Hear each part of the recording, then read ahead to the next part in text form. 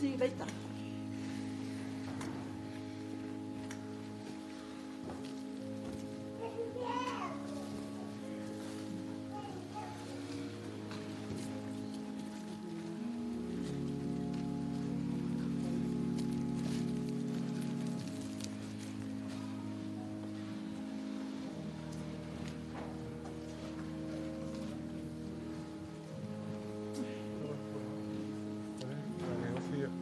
Apa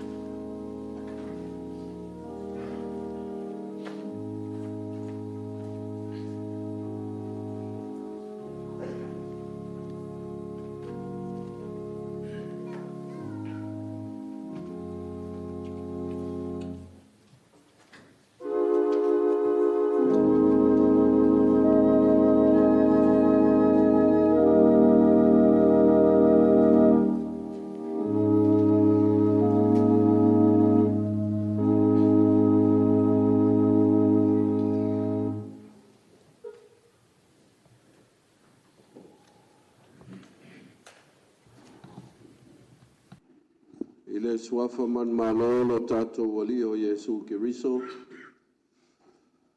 O te fata alo fatua i le nei martele. Le sumai o lausunga i le komit fatonu. Lausunga i le toina, famausili, malfatua, yaniva. Tama o pulenga. Ia tama foi o le mtanga luenga. Isi o tatou pitonu i au kilani nei. Aane le fiomai o le sase tasi o le tanga luenga. Au fionga te a kontoina. Whapea le maave ese o saufa inga malu a tamao le kalesia. Auto whartua. Wasu mai matala mai ao. Ai ale martele o le au whai ngā luenga le atua. Whata whai taulanga tofi e fia. Mautou whatua. Ai maise o le nei paia ma le nei martele. Wa fio mtala mai ao. Ia se i o tātou. Moli mawina. Ia sa fia finga molo tātou tamaa. Le afionga i le tiakono, o le uso, o le tuangane, o le uo, o le au mea mai. E fata alofa atu, maofo alofa atu. Ua whamalo le langi soifua, le langi manuia, ma le langi matafi lo tau paia ma le malu. Ai sumaya, afio maya, tala maya o ao, se o tātou tāpua iatu i le atua.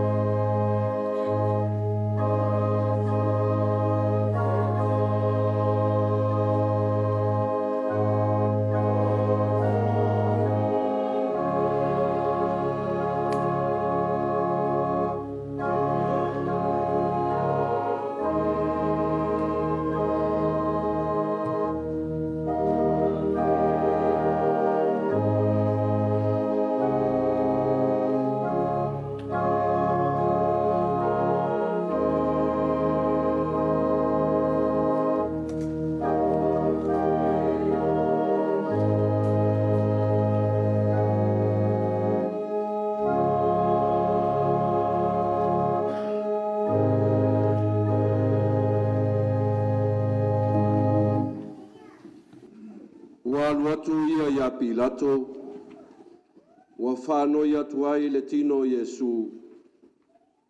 Ona whai atu ai leo Pilato ia tuane le tino. Ua ave Iosefa le tino na awi ai lea ile ia lino e mama. Ua tu ai lo na tunga maufou na foa i le papa. Loa ngangae, ia e wha manu atu i le li. O mea o mafoi o i totonu i a te au. Ia wha manu atu i lona suafa pa ia. Ole nei, ona o manuia o le atua na foa i le papa. Ia o tātou vivi atu ai ia i a te ia. Se o tātou te talo mo le anganga pa ia. Tātou wifo matalo i le atua. Le toltasi manae, le atua le tama le alo ma le anganga pa ia. Ua mātou te tala pui pui o lo maota tā puai lo nunei. E ui lava foi lo mātou te mai ua mātou ulu faleina lo maota i le langona ina o le whāvau vau. O le tangi ma le whānonoa. Ai le mawhai o na tū mā walalo ai o mātou loto lo vi inga. O le whāmanu ma le whānetanga. A wawa e si la fia o le aso ma o na tāwalumanga. O le nei tā puainga, o lo mātou vale alo whai whalia i lo mātou te mā. O le sa o mātou militino whātasi le ngā luenga martala le lei lo mātou nunei. Se o mātou whaia le tā puainga, a ta ua o se tā puainga e whale ainga ua te tau maono mea. Ai ata ua foi o le tāpua inga lo mātou nu nei whae kalesia. Ua te tau foi maono mea tau wao le nei. Ia o mātou whai o mea uma e tū solo finangalo lo mātou ta mā. E ala lea i lo awina mai o lo wanganga pa ia. O le anganga na te tau tolu aina lo mātou loto māwhatia.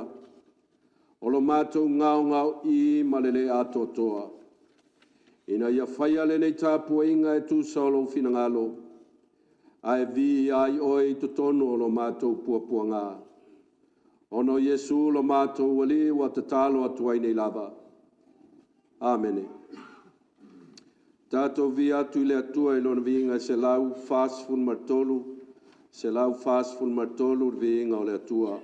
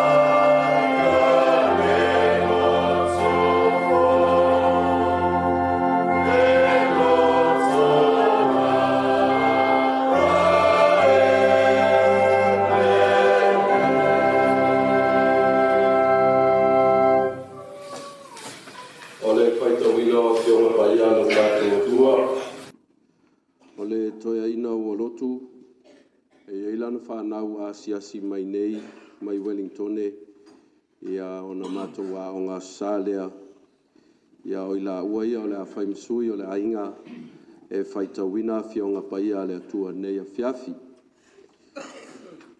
O le afine ia Atarina ia ma le atali ia Elijah.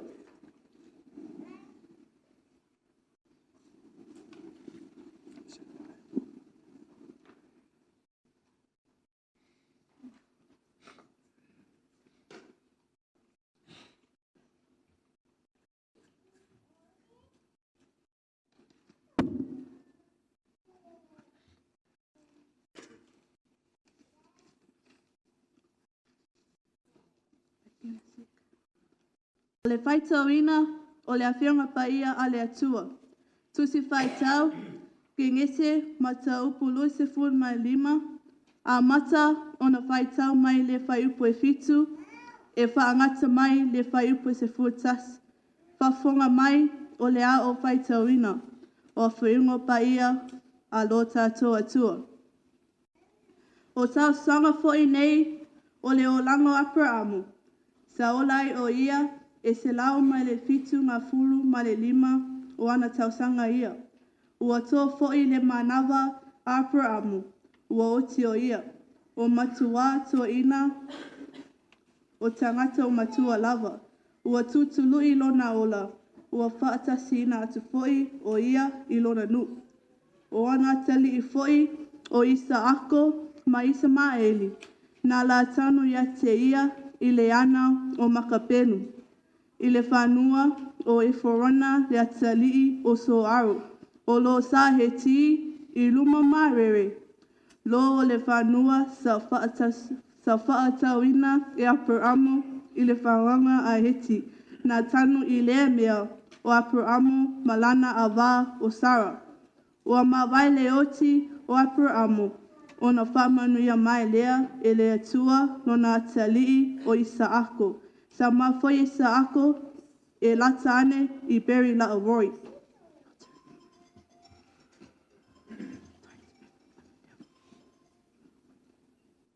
Hear the teaching of Christ. Today's reading will be Genesis chapter 25, verses 7 to 11. These are the years of Abraham's life that he lived, 175 years. Then Abraham breathed his last and died at a good old age, an old man and full of years, and he was gathered to his people. His sons Isaac and Ishmael buried him in the cave of Machpelah, in the field of Ephron, the son of Zohar the Hittite, east of Mamre, the field that Abraham purchased from the sons of Heth. There, Abraham was buried with his wife Sarah. After the death of Abraham, God blessed his son, Isaac. Isaac lived at Beer-lahai-roi. Whamanu ia mai le atua i le whaitauina o ana whionga paia. Tu mai a te ia lona lava viinga, nei se o i le whawalava a ameni.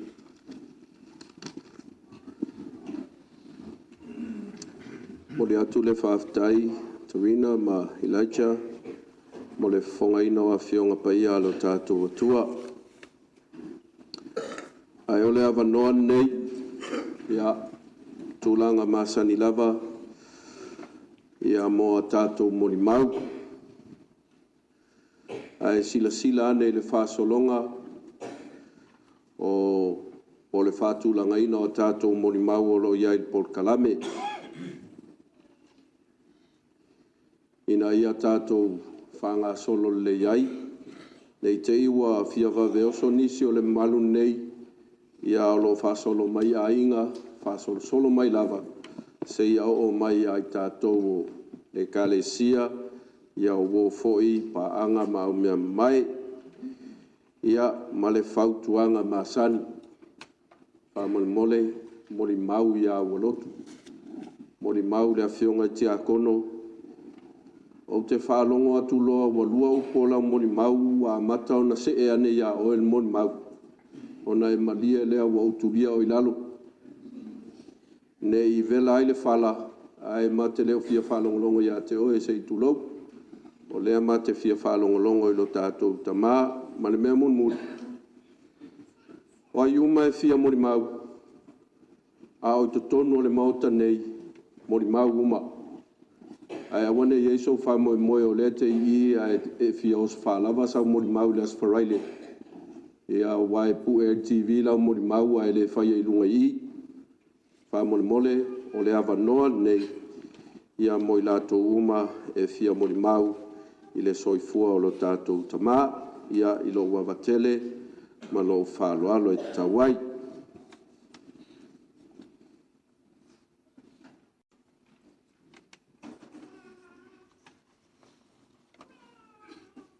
Fili oe po feo o tuia e whaunga I maiksi e lua tulou.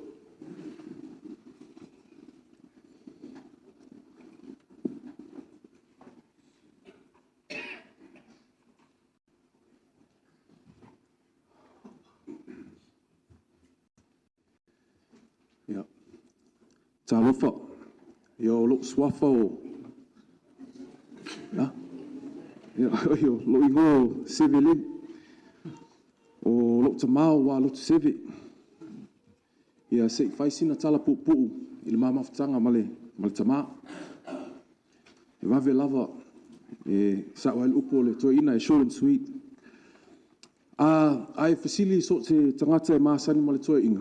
E tawatu o toina o le tangata fai me maalie.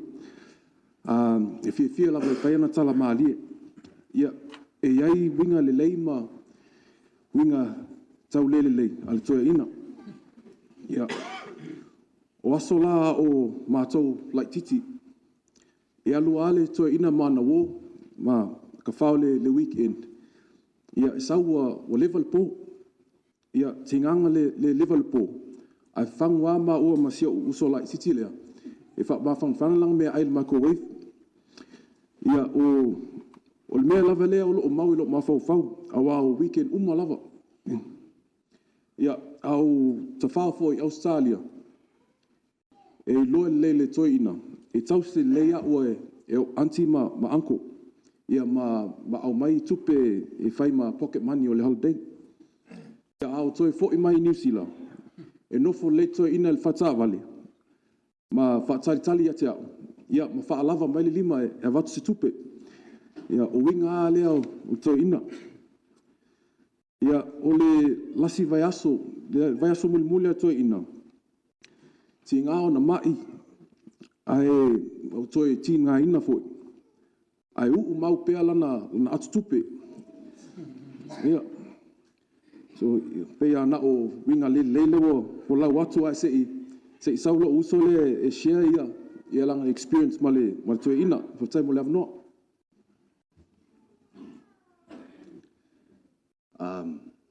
I'll say more in English, so I'm going to Samoan. Mom said only 1 minute for Molly Mau, so 1 minute it is. Like Len said, we know the good and the bad side to the old man. We lived that life with him. We didn't expect the old man to go this quick, because last week we saw the old man and he was still making jokes to the family, so we didn't expect him to go. Back in the day, we would, when you'll come home from after drinking, they'll always come and knock on our rooms to warm up as our food, but we'll pretend to sleep. And I guess the memories that we shared with him when we were young, he used to drop us off to school, wait for us when we finished school, and yeah, we had tough love with the old man, and it's just good to see that the grandkids, they got to see the good side to the old man, the compassionate side to him, and his loving ways. My only regret that the old man is that we never actually told him how much we loved him. And yeah. I know that old man, we loved you. We just didn't say it. We showed it different ways. Thank you.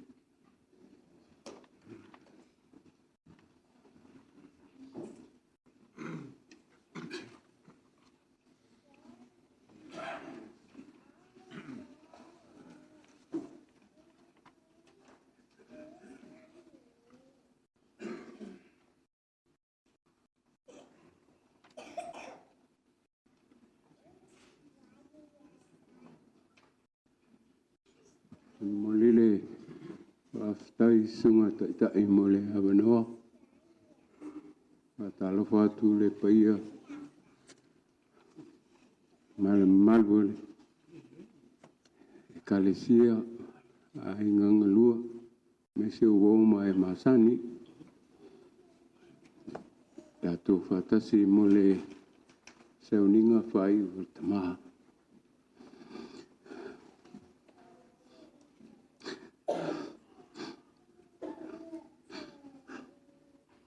no mano tutang lepau Danielu Viliamu Seve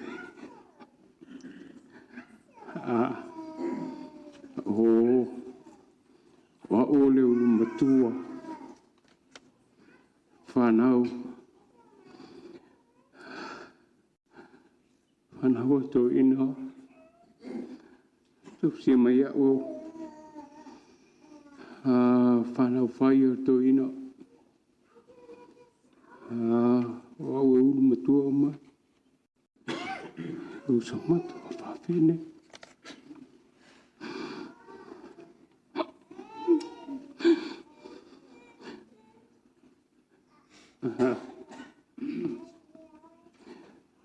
tama ya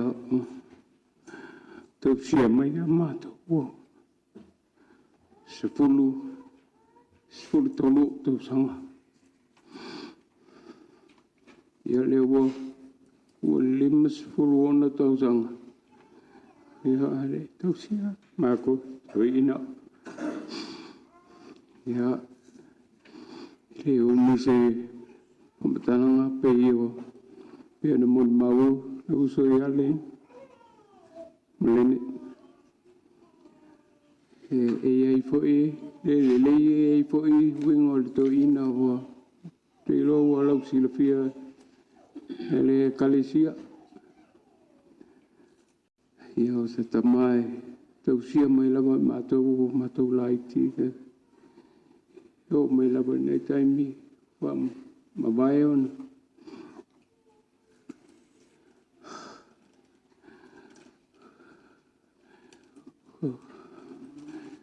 ia famalulu atua o mafo ia minuto aftai semua cerita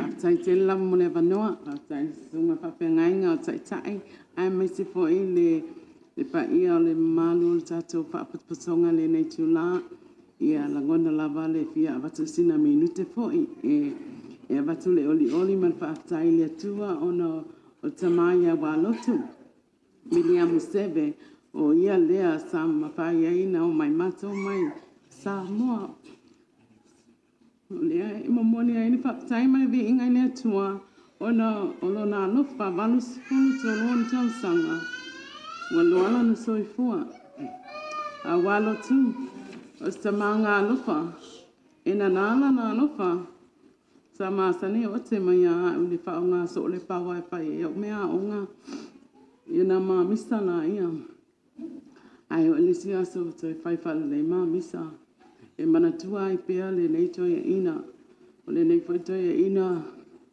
o ia o se tama e lo fa so se tangata e so se tamai titi ia au le ala wo tula e tuai ona o fie moni mauli a lofa malenga le o le tua i lona soifua mai i lona langi le leifo i ona fofonga i te telo taimi au wa mai a tomato matua o ia sa suia o matou e whai e o ia ma matou tama. O le avi ia le swapa ia o le atua se siri ese o na lona tausinga. E ui lava i tātou tangata ngasala i lunga le nila o le. Alo sisila alo kone ni tangata malana e whai. Ina ia whaapea o na whai mea siri mo ia. A ia vi ia i le atua sa masi siri ese. Ia olo ingoa o folo toto, sa ingoa ia folo toto a foa.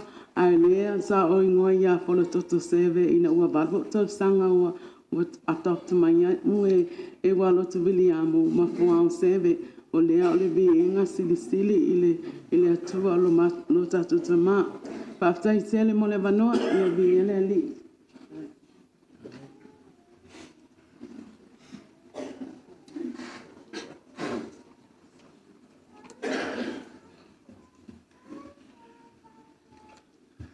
e mo lavana le paftai le sunga te tai mo mātou abnoa ne ia fiafi.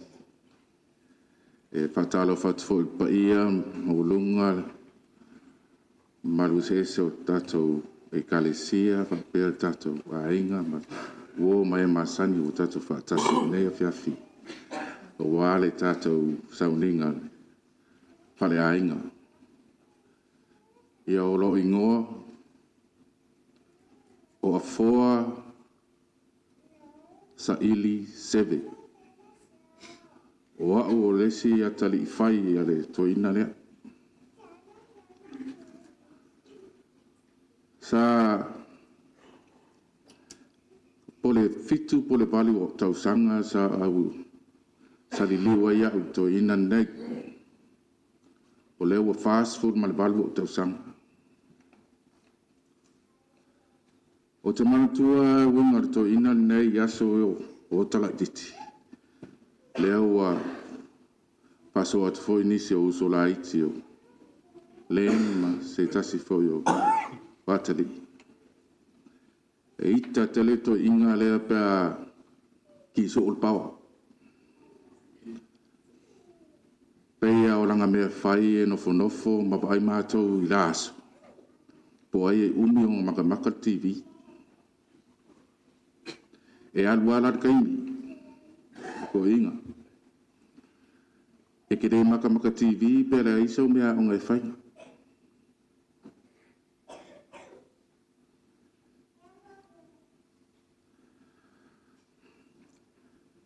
Ore to ina, ore se to ina alofo tele.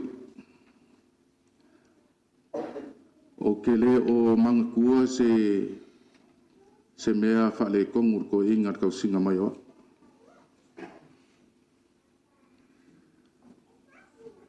Ia so la kiki sa ave mako ye le honga primary school o neanga ia so ia. Kai ia lo lima ma ngai o so la iki e mano fosi ma sevelen. O winga ia to ina. Ngo winga ta sa fia e telo taimi e choke around ko inga.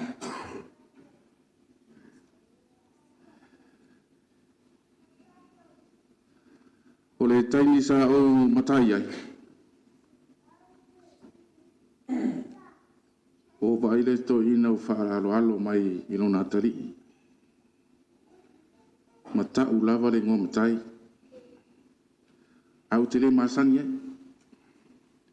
Te le masani ai o na wala au mai au se ngō matai mai se o tama. O winga i o tama e whaaloalo lava se tangata mai le tama i titi tua whanau. Se i o lava ni matua. O hausa e nofo i Australia.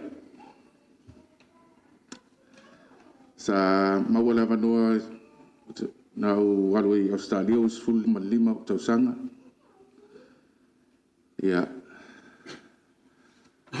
Whakupus pa mataranga. Sa o maua le tala, ma tina le ainga o vili atu tai au la stofi. O to ina o tonu le fale whataritali. Ia, sa langona le whanonoa ma o sau mo le mea o le tei. Mo le mea o le tangata a tupu le whaalawe e taun ta pena i mea whapea. Le whaalawe tau mai ro. Ai laua iai ni pulu whai ai. Ia whaftai le tua. Sa utulia mai lava se o tamaha. Maua mai le lua tu rasa ma futa ai whanma. Sa o vai atu whoringa to ina upula mai ona whonga. Ua tai loa tualo na vai ona ti ngā. Ia sa tamwhai la vai tau tala mai. Ia au le ese marosi. Nga le pula mai ta tongo pula le fia. Ia foi lava de inga te malangi. Ona o le whataritali. Ia ono sai, toina. Ta mau mai le leo, le lua i tu la sa mafutai. Sa sau no mai lava ta ma o fia mapu lava o ia. O ti ngā tele. Ia sa watu lava le whamarusi au fotoina. Ia un sae. O le ae sta pena mai Yesu. Lau no whanga e sau stremi una watu le oe. O le toina. O le toina alofa. E le whangaloina i lo nei tangata. Ia posu mo le mapupu lea. Ia Ualotu Viliamu se o mātou te mā. Ia mawunia lo malanga. Ia whaavanoa ina Yesu ang arofa mamana. Ia maua so avanoa i ona taftafa. Ile nuu. O uma ona ta pena i tata wali. Ia manuia lo malanga tama. Whaftai mo la o amno.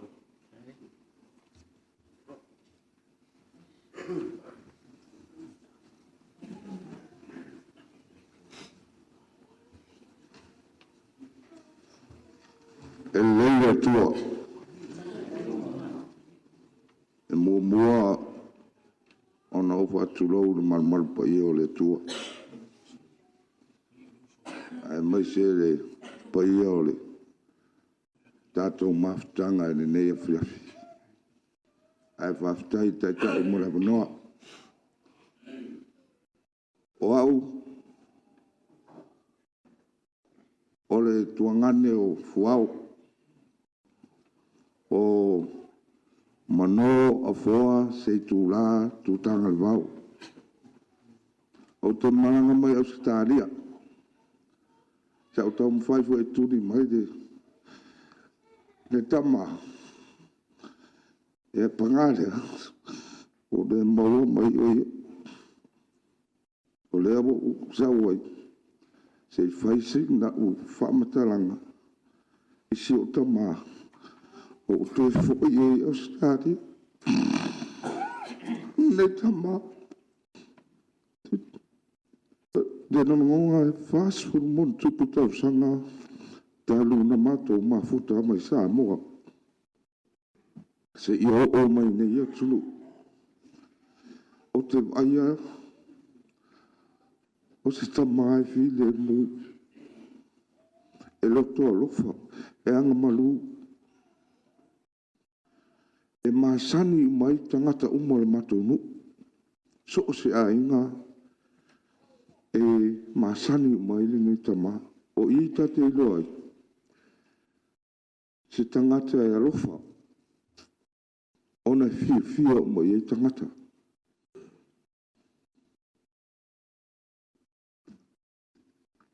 ia ai ia nai ona vai nga te fautua e fo ia i istain ona le tele tau mafa i le ava malosi a tonu e tasi veo mea ua wawe e no mātou walwala. Nga o sita mai e whautua malosi le uolanga. Ai pangale o le uol watu o ia. Sa wha moi fo ia i. I mātou, ila na whautua ia mātou. Ia, Ualotu.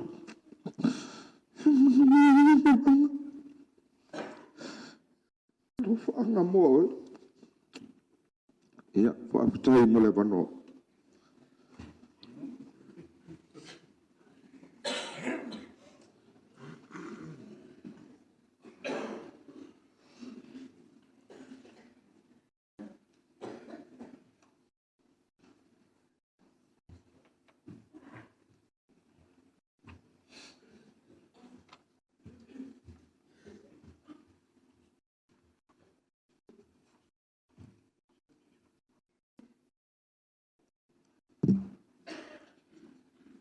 Tala flava o Amelika Viliamu. Mala uso o Vini Viliamu, ma o ana fai ale toina malo matua. Ya le la fai asinga tala pu fatau toina. Matua mafatanga.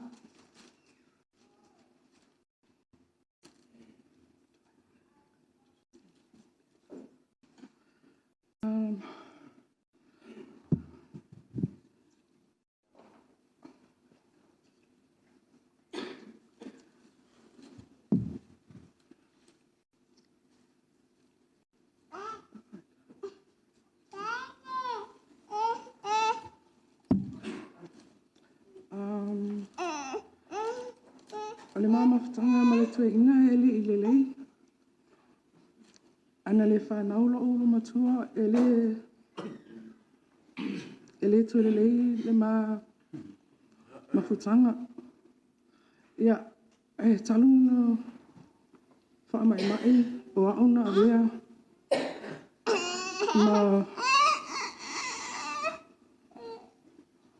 o auna awea ma sisio whanau na tausi pe vai is toina.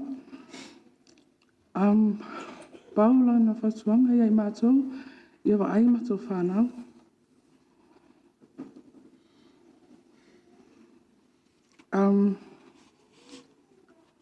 Ele tele so tala, Paula, me fia ratu I le tua ina, matua le lofa tele mo oia. Atua matatu whetau I ngā hele langi. Whawhetai lava.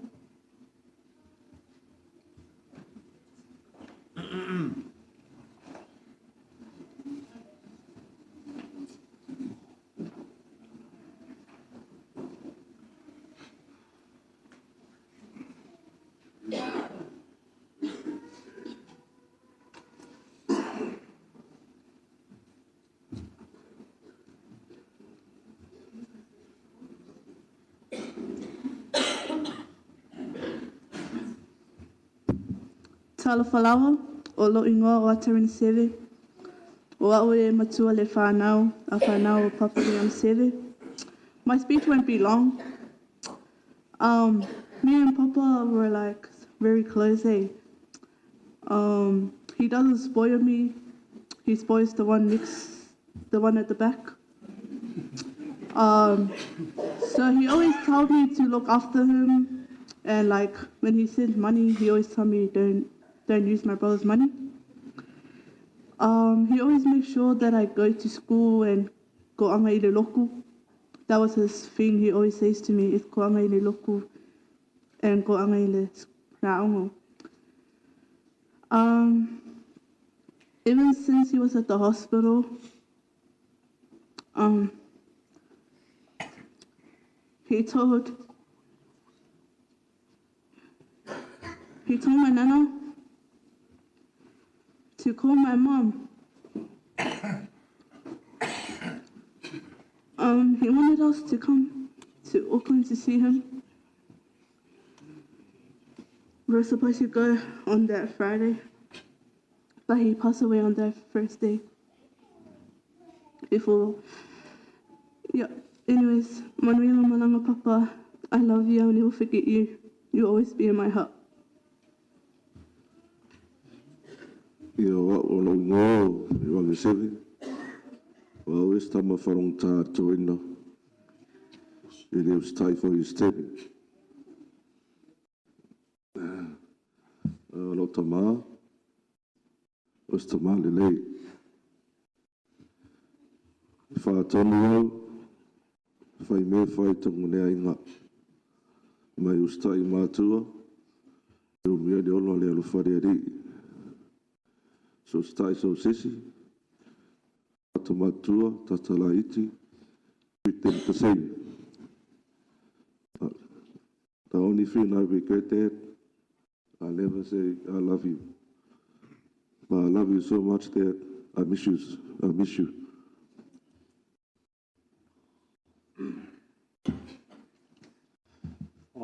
Hey guys, my name is Amelika Seve, the second oldest grandchild, and I'm also the one that he spoils.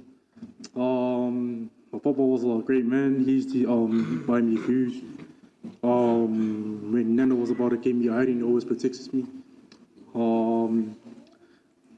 My papa always sends me money for my food and to cut my hair, and always tells me to do share with Torino. And man we along along pop.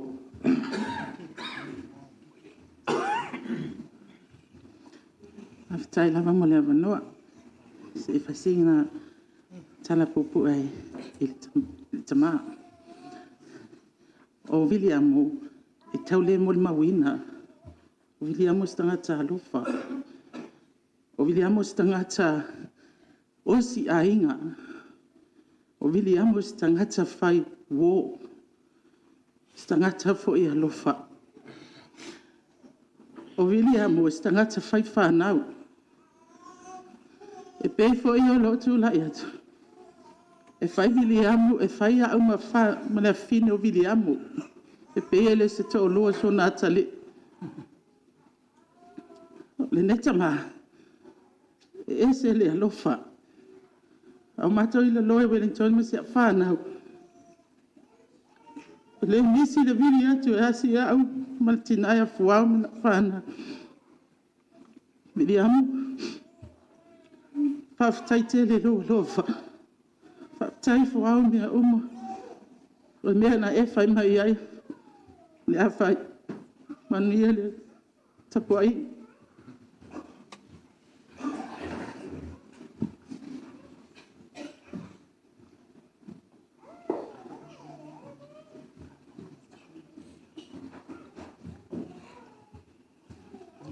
Hi everyone. I'm one of Papa's granddaughters, and I just want to share a few memories that I had with him.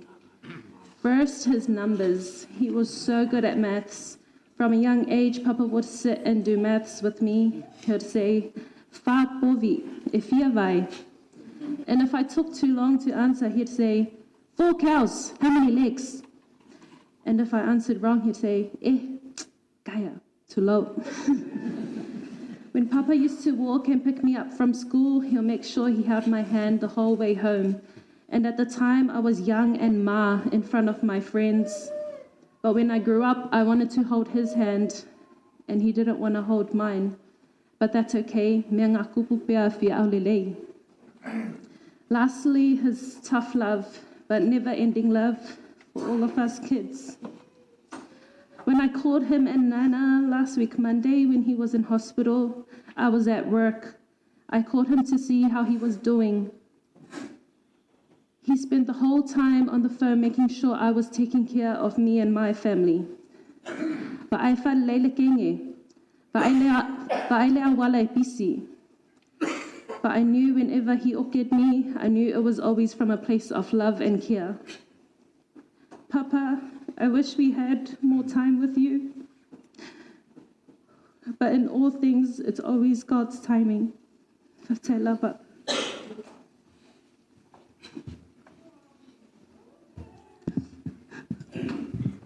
Talo Falava, Olo Ingo Sandra, also known as the old man's favorite. Me and Papa were very close. Him and Nana helped to raise me from when I was a baby, and they done a really good job because I didn't run away. Papa and Nana also baptized me in this church, and also my daughter too. Everyone has already mentioned that Papa loved anyone and everyone, and that's true. But you know what he also loved? Money. Every year, Papa would remind me of two important dates, his birthday and Father's Day. It was only the beginning of March, and the old man would be like, Santa. That's what he called me, Santa. Santa, kei lolo waswanga ole lus fuluvalu apilila. I laughed and said, don't worry, I know, Papa, your money will come. Then when it was nearing Father's Day, he would always say, Santa, kei lole asu sa ole asu kamam. I replied, Papa, awale popole. Pakele alike kusilela sau. And when he would receive his money, big or small, Papa was very grateful, and he would celebrate like he was a little kid all over again. Anyways, thank you, Papa, for everything. Me and you only have good memories. Thank you for loving me, James, and my kids, and always checking in to see if we are okay. I will miss seeing your face when I drop off your breakfast before I go to work. I will miss taking you to the town centre, and I will miss helping you at the ATM to withdraw your money. But I definitely won't miss giving you any money. Anyways, love you, Papa. Manuia lo malanga.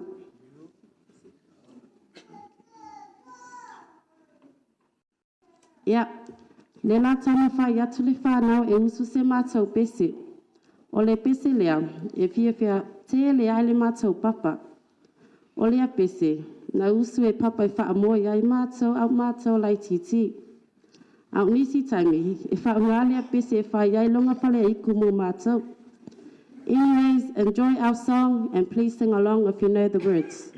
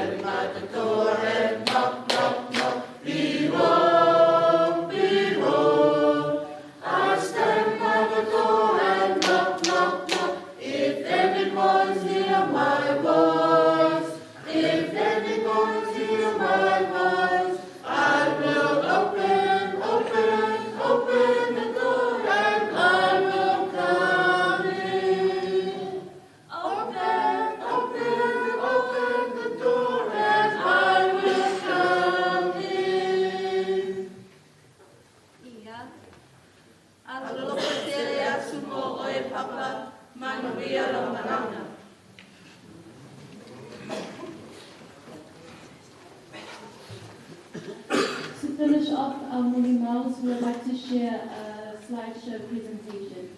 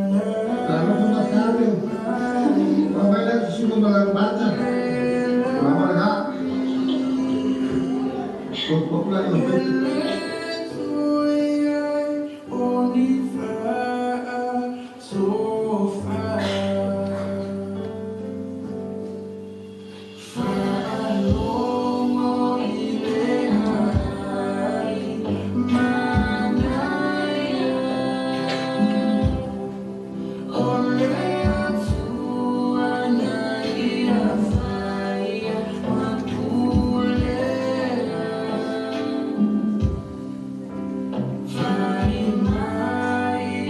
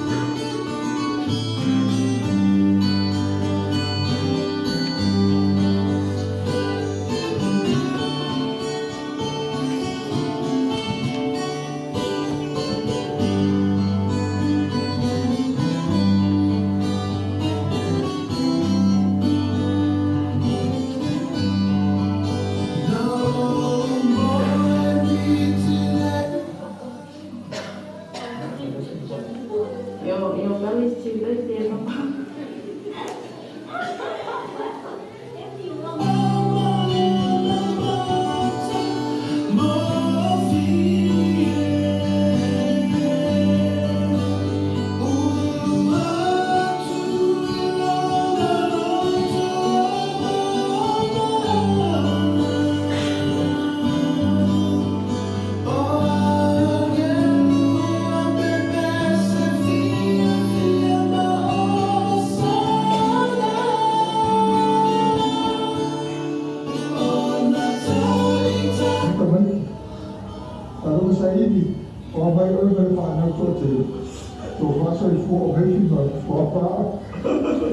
Oh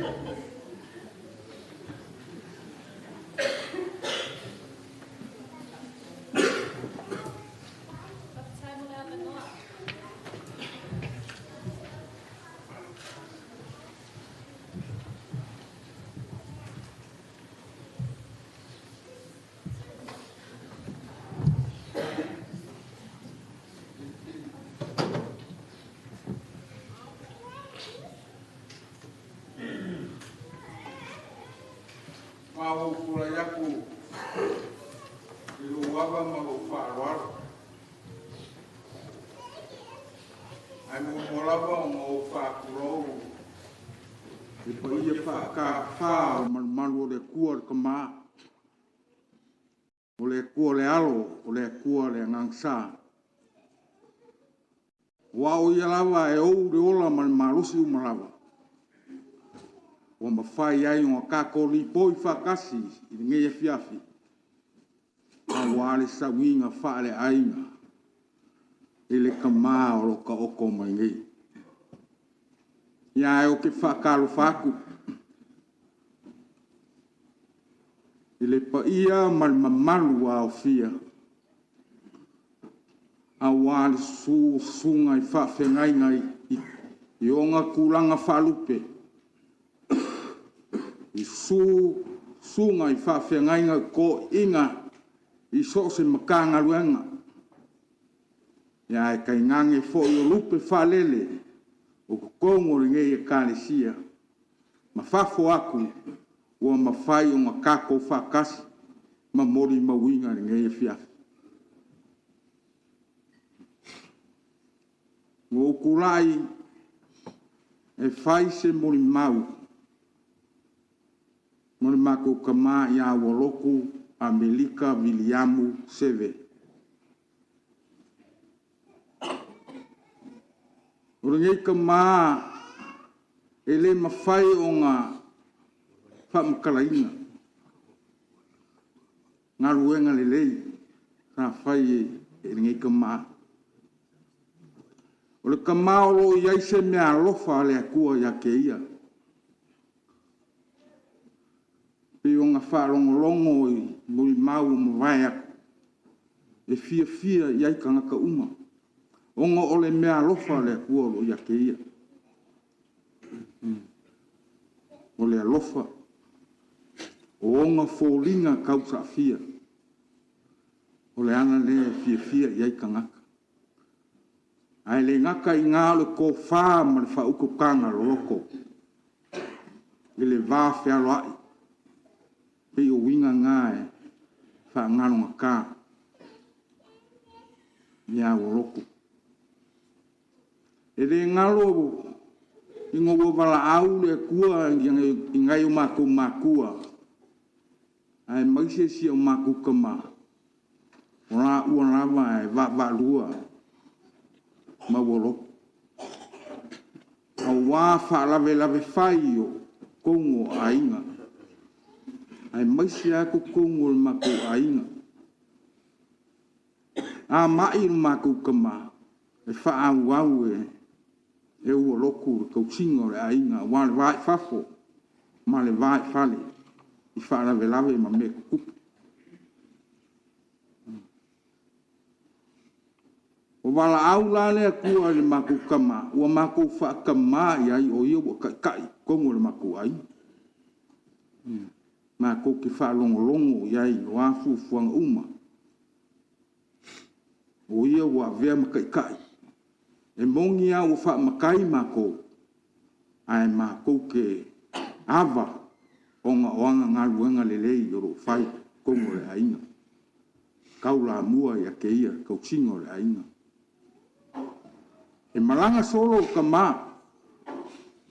O ame kupu i Australia, o Samoa, o kokongo le ngei a kungu sa sae masisifu. E whape ngā unga e le ku uai i ongo kiuke kausingo le ainga. Ia a kongo e whape ngā fo e laiku i mako ai ngā lua. Wingo le ngei kama. E le kaukua i se ikua kasi. E kaukua laukele. Ong kiuke ia ngā mai e le kua e whai le raulangi. Kasi se ngei kausanga sa au malanga mai ai asi. Ngō usau o kapenga le ako. Ngō ufesiri le iai. E ke malanga i se mea. Ai whai mai langa kara. O ke alu le whongokanga o le mako e kālesia i mārua. Ma fia. Ia I longa e ko ia se si o mako ai nga fa wa ngā ruenga. Ai ngi kama. Fa vai aso kaluai sa wala au le kua ile kama o mako ainga si o ainga. Sa o maranga mai i Auskaria. Sa o wha mauku ia ke ia. Ile fia. Ka mai ua mafuka. O langa ngaluenga muri lea. Ki nganga ma. A sa ka mawhai ae. E wha kaungu ua ngaluenga. Le wha iloa inga o lo ngai kangaka. E a inga o si o korua. Te pe o ngau whai aku le kele o ngaluenga o ngā ele mwhai o ngau wha mkarainga. Ngā ungi vaenga. Whai o ngā wha makara I le ngai fiafi. O ngā wakaula ngonga fo I le vai o le loko. O ngā ua malanga o ia sa whai ma. Whikuka I ala ko kongu o le mako ainga. O le karikongu fo I o le kua inga kamalea. E le manga o se ainga e vave o ngalu. A mua fo I o hanga ngalu e ngā. O lo o mori mau mo ola o iskanga. O lo o iai le mea lofa le kua I a kei. Ia e ui le. O wha muka e le kua ngalu. Wha manga vainga e le kua ngalu. Ku inga mai ai le lau langa. Wa bala au le kua ia kei. Wa le ua kupu le wha ngau. Ko kele suli e wha awa winga le ngā ruenga toma. Peo ngā kaukua ai ngā rua. Ia pau leo se muli mau pupu. Ka mu whai wha makarakala I ngāku. I mako mafukanga ma woroko. Ia woroko.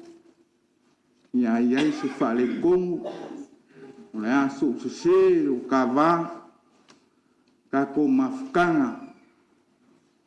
Ia wha mangalo mai a whoa. E upo le kungu e poko kaukai as le a koa ni aku long sa. Poko fo le kaukai ai se le aku yama. Ia manguia sunga kai. Manguia pa ia malmamando kako kapu ai. Manguia ai ngarua. Soifua mai manguia.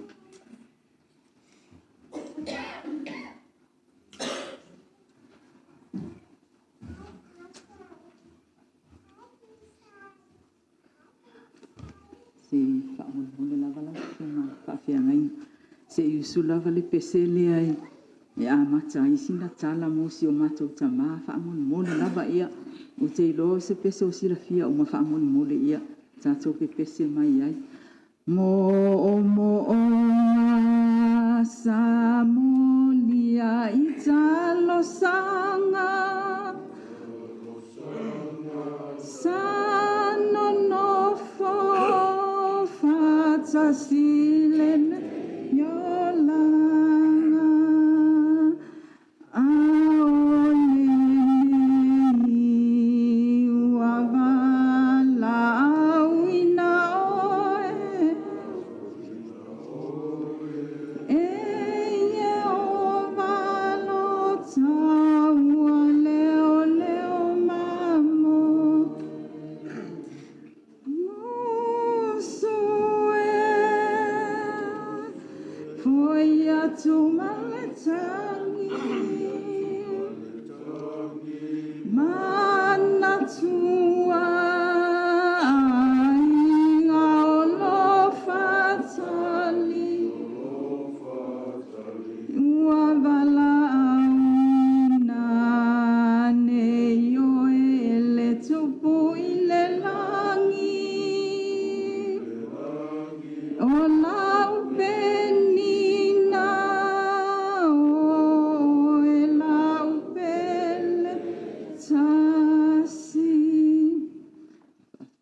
le lava sunga tai mo le avanua sunga ai le pese whaftai fo i molo ua avanua. Ia o te tūlai lava ma le whaaloalo o te tautala fo i ma le whaaitete. So le tūwina le mamalu ma le paia ua o whanga poto poto. I le tātou whaatasi ai fo i sauninga whaale a inga o sio mātou ta mā. Po le tō whai a Ualotu Amelika. Ia e whaata lofa atu foi. Go mai masani. Ia o le mamalo le e ka le sia.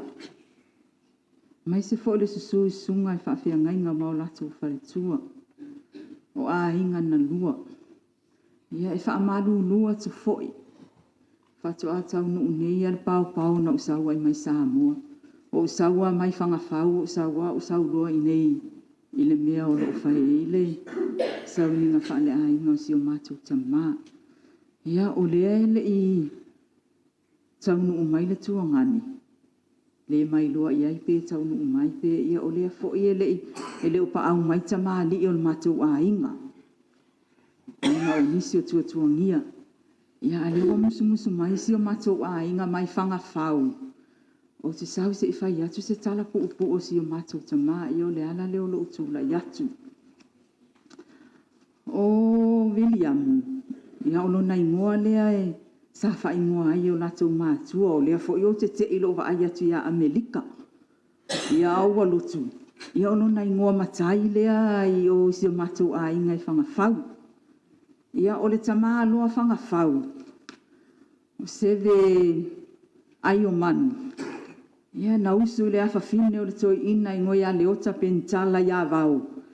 Ia o na maua lea o folo toto. Ia na o le to o rua lava la ua masion tua whawhine i ngoi a vai no taua.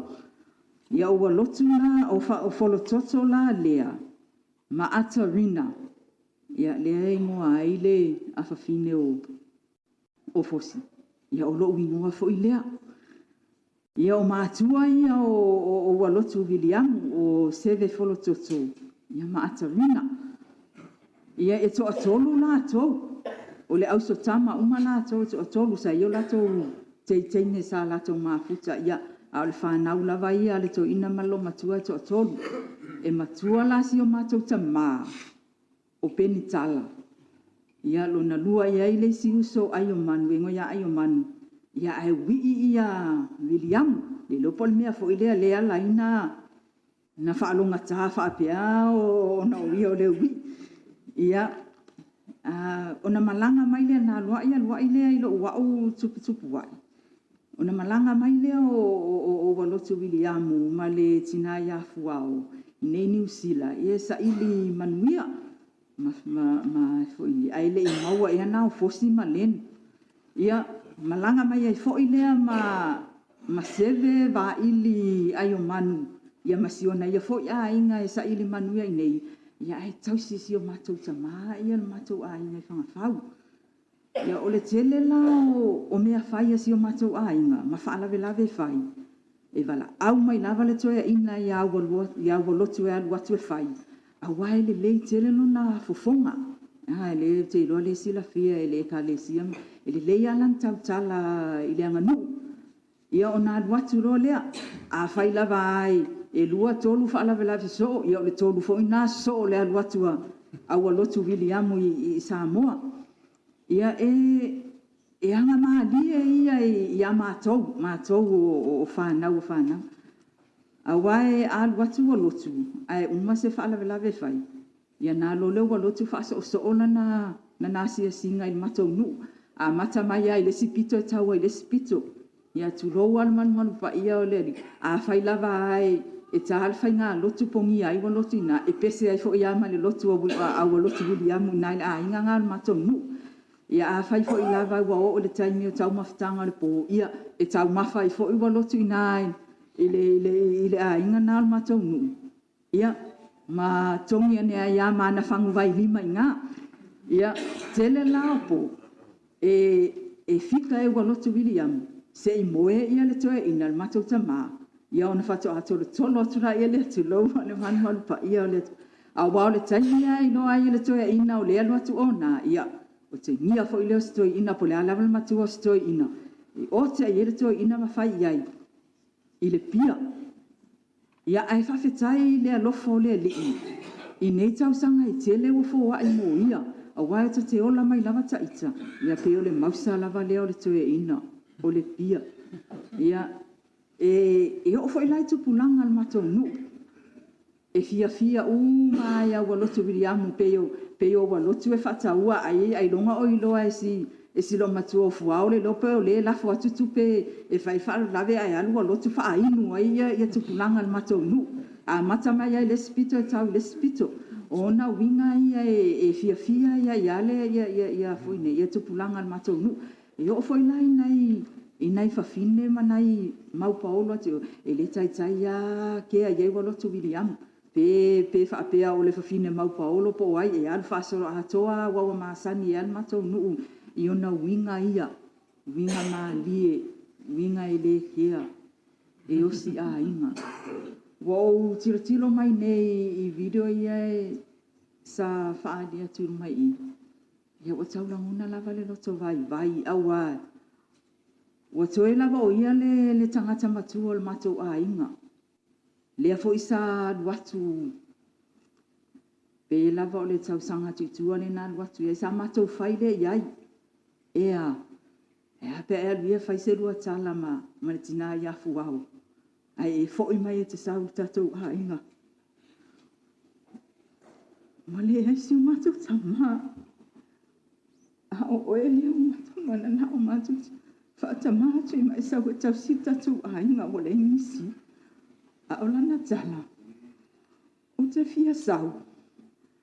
E whainga tau o ai fo i le fō mai. Whainga tau nā luatu. Ma tau sau e tau wa ai lana fō mai. Ia, ona matou whai atu le ia wale lei. E whai lava le me te whina ngalo i ai mai manao ai. A e matou te wala au atu lava ma whesili atu ia te oe. I mea o le tatu a inga.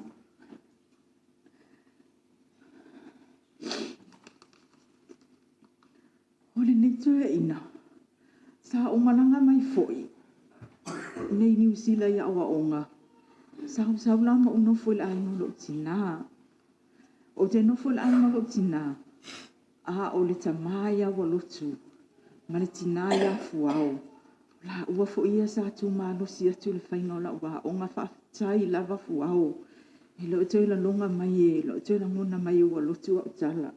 He o te whawhetai ua o le toe ina nei. E mi mita lava ia i mātou i whanau anu na uso. E whai mai lava ia o whanau anu na uso e ia na e te si la fia. O le mea fo i lea awala au mai mātou tama e le tai nofo. E alu watu lava so se taimi lava, so se mea lava e whai. Wha moe whai e le mātou tama i mea e whai. Ai a o nāloa, ia, wa o te nia fo i stoe ina mawhai mai. Alu loa e alu, ai o whaatali mai fuwao mata mai te arete sau whaalu isua vai tupe. Ia, e te le a tala fia whai. Ua misia. Lea walu. A la watu oi whaapea le matou a inga. O lea le a whai e matou. Mane le to i loa se whai la unga o le matou a inga. Le whautautanga mane tō whaale ia Ualotu. Ia o nawa e alu, nawa e alu. A o lea le atu oi matou whaapea ia. E pule lava le atua. Ia na fuafuanga whai. Pule fo ia le tangata. Ai, e matou te misia lava. O le mea fo i lea sa tau mawhai mai ei lava. Na tau atu loa e le tina ia fuau. Whaapea, ta i wawe ia le. Ia aso tue sa uninga si tue ina ma le aso le ia ai. Sa tau mawhai lava e tili mai. Ona o le fia au wai. Ua tilo atu i ata. O fōringa umalava fo i o si o mātou tamā.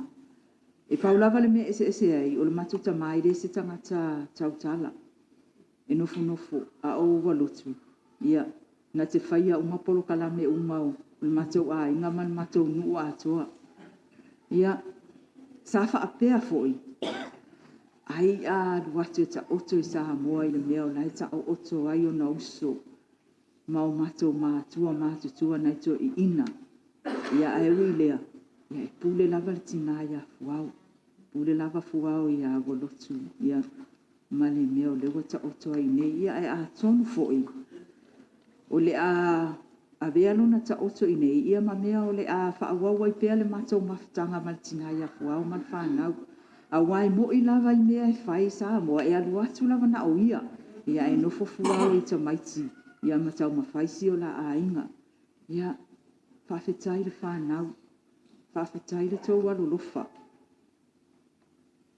Whapea lava au na o fosi manen ia whanau o to ina ia lewa ai mai. So tele lava whanau o to ina ona o na lofa. Malona anga le lei whawhetai fuau. Whawhetai lau whautua. Whawhetai lau walofa ia Viliamu. Ile ai lava se mea e misi te mi umai. Tala noa mai ai ia le to ina I Samoa. Malanga atu. Ia. Ia ofo I mea le kale sia aluatu ai. E aluatu lava, e le to e fo I mai aluatu lava aluatu. O pe aluatu fo I whangawhauti nā lava ona mamao si o matou nuu. Ia, ai lotu atu lava ona o le alofa. Ia, o te iloa, ua vela le fala. E ua pau leo se mori mau pupu o whaia mo le tamā. I leo to ira longa mai e Ualotu ia lautala le whai mo ia. Ai alofangia I le atua lau whai ngā malanga tamā. Maua sau nofuanga mau le langi. Whaamawhana whana fo le tina ia fuau. Mal whanau. O le amisia. O le amisia I una winga. Ai mai se fo I o mea uma lava I alu iai. Awai. So se mea lava. E alu lava iai Viliamu. Pe a inga. Pe le a inga. Pe mamao. Le whai ia. Pe a. E whai mai lava Viliamu. Tatou osi o tatou a inga. Ia e momole atu le whawhetai tele. Sunga le whawhea ngainga. Tai sauninga mo lo wawa noa. Ia a tonu foi. O tai au. O le a tatou toi mafuta ai toi sauninga o tamā. Ia anga le lei mai le atua. Ma whaamanuia mai le atua. I le whaapotonga o woma e masani. Ai mai se foi o a inga na lua. Ia anga le lei pea le atua. Maualo na file mu. Ia le swafa Yesu Kiriso. Amen.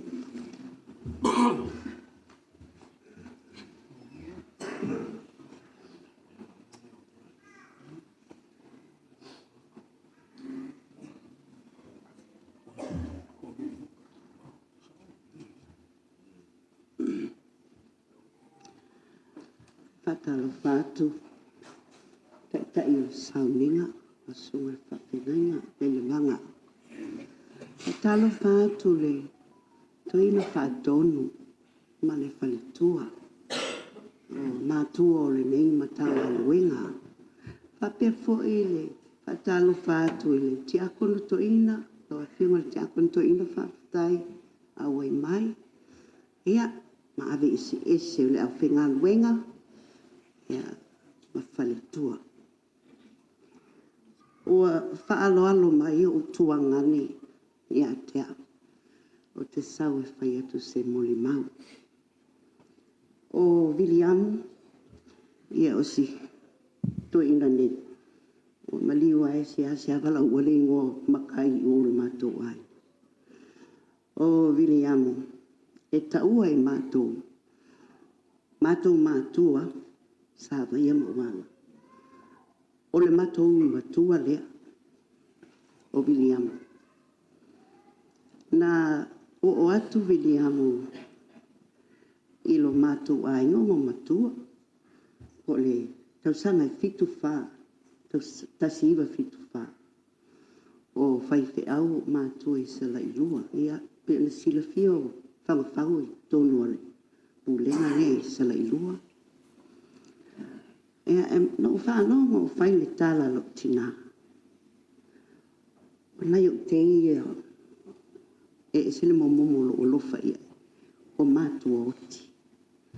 E pepi e tuala Viliamu I o le mātou a inga I sala I lua. A o mātou la itia. Na wala au leo, toi wala au mai le kalesia le toi nai lo tamai. Toi fo I atu lo I me ki tonu lo ofisa tu tonu ni mai ai. Mātou toi o polo. Ia, no fa le fale le kalesia. E ma mifa le fale lea. ta o malufo. Usawa ia Viliamu ia mātou. Mātou o atu ia mātou. No foi lo ia mātou. Wana ta ua o mātua o na mātua. O whainga luenga. Ia, ma ua mātou no nofo whaatasi. O ia foina whaolu iai mātou le whanau le taimi lea. Whaisi unu. A o le me maalia na tupu. Le taimi lea. O se afi. O tawa ia tua lula. Ia o tua ngane mātutua ia. E alu lesi le tūtamtau. Pea oma se mātou kena le afi. Lula ia. Ma ofu le lei mana naia. Pa manongi wahane alpa. Alu lesi le tūtamtau. Ai alu Viliamu le tua ngawale. O le mātou whare. Afi uma, le amiole na whai. O tau masal saloa, whanau tō mātua, e an mele, upule a pōlua ia mātua. O le an mele. O se asa u whapea ia Viliamu. Mai la talata i lotu samasoni fuilea, le mātua whai. Oi, vela so ka ele luk samsongi. Ia, ia, ai sau, ele susu ofu. Vai ane ale pa le whawhawhonga. Alua i tō lua lea. Mani noa ai. O le anu le tau lea. O la na teine le lofo le tū le lunga. Lata i le fifi. Ai anu Viliamu i o fuao le i le fale le i lunga e lotu samsoni. O le upu moni lava. Wano lofo le na anu le tū tamtau malon tō lua le e. E lolo kui we smia. A le wana lopoi, la unu fuau. O le la whai poiponga, e se lo tā lofa, o matou laiti. Na o mātua, na iei le whai tō a telo le aingo fuau. Al tō o ngao i alo na ainga le whai poiponga, ma fuau. Matua i tō si Ia, whapau wa aia le me tau le tini, le whai tini o lona, le whai poiponga. I se vai i whainga a Viliamu. Ai, na uma lo le whai poiponga. Le toi wa ai alo Viliamu i le mātou ai. Wa ai ngai o ia a fōa. Wa le toi sau ia mātou. Le upo moni a ese le lofa i lo tina. Ma lo tama. E whai ama whamai. Le kama leo, whai si lewa ne ia, e le koe sa. Pato amatu tu e whenua i mai ai le nusi. Le avon tau sanga Vietnam, fua mato mumu mai, e fato alu mai. Ia, po mea Wellington, ia le na mato mai, mato ina malu mato tau mwhai. A mai me sosoani le la, ka mai flat sai e tau a matai. Ia. E a wawa i e luk tina i tamalea. Ona, so se mea e wala awe tina. Niam, sau se i kako e awe le whala belai. O lana e whaia, o lana. Wailo u mai Viliamu. Au alama, a ingolu tina. Tautua. Au Ualotu i le au alama. Ia na silfia, sunga i pepe au. Ia, o ia lava i whaia mātou whala belai. Ia, o lava i ta. Ai, na o iai tinga ina. Tana tala, no tina sa maia. Ia, se i o le taino fuan, whaamtala atu lea. Viliamu. Ia, naua e ari na mana ai. O le tūtau lea tua, whesile tu e fuau po whamai. O le lavau o fianu, whatu fuau. Fianu fea. Fianu le tūtau lea tua. O ia la ala e tia i au. A vela ni la wanuai. O e kera koe anga vale ma e ala koe ia. Wano whaia ma Filipini. Lona loto. Ile mea. Mai o te talitonu. O lona whaatuatua po ina. Ua iai ni tūtau lea tua i lona whaatuatua. Ia, o se tala na. Ia, mole. Te lea tala e fie whai. A ua lava lea o vela le whala. Mai se lava le tamaa. O tina o le matama luenga. Ka fitai mo le avanoa.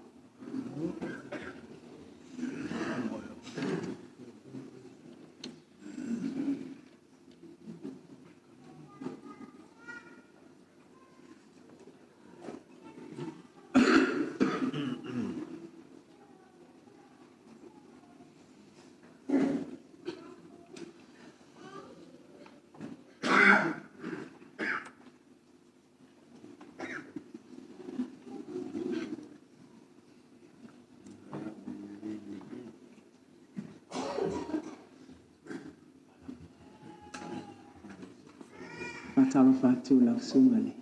Tai tai o saunina. A le sele pa ia male malo le.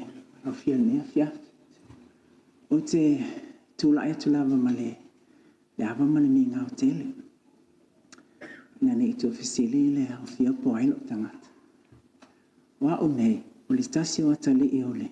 O le nuu o le tama ia Ualotu.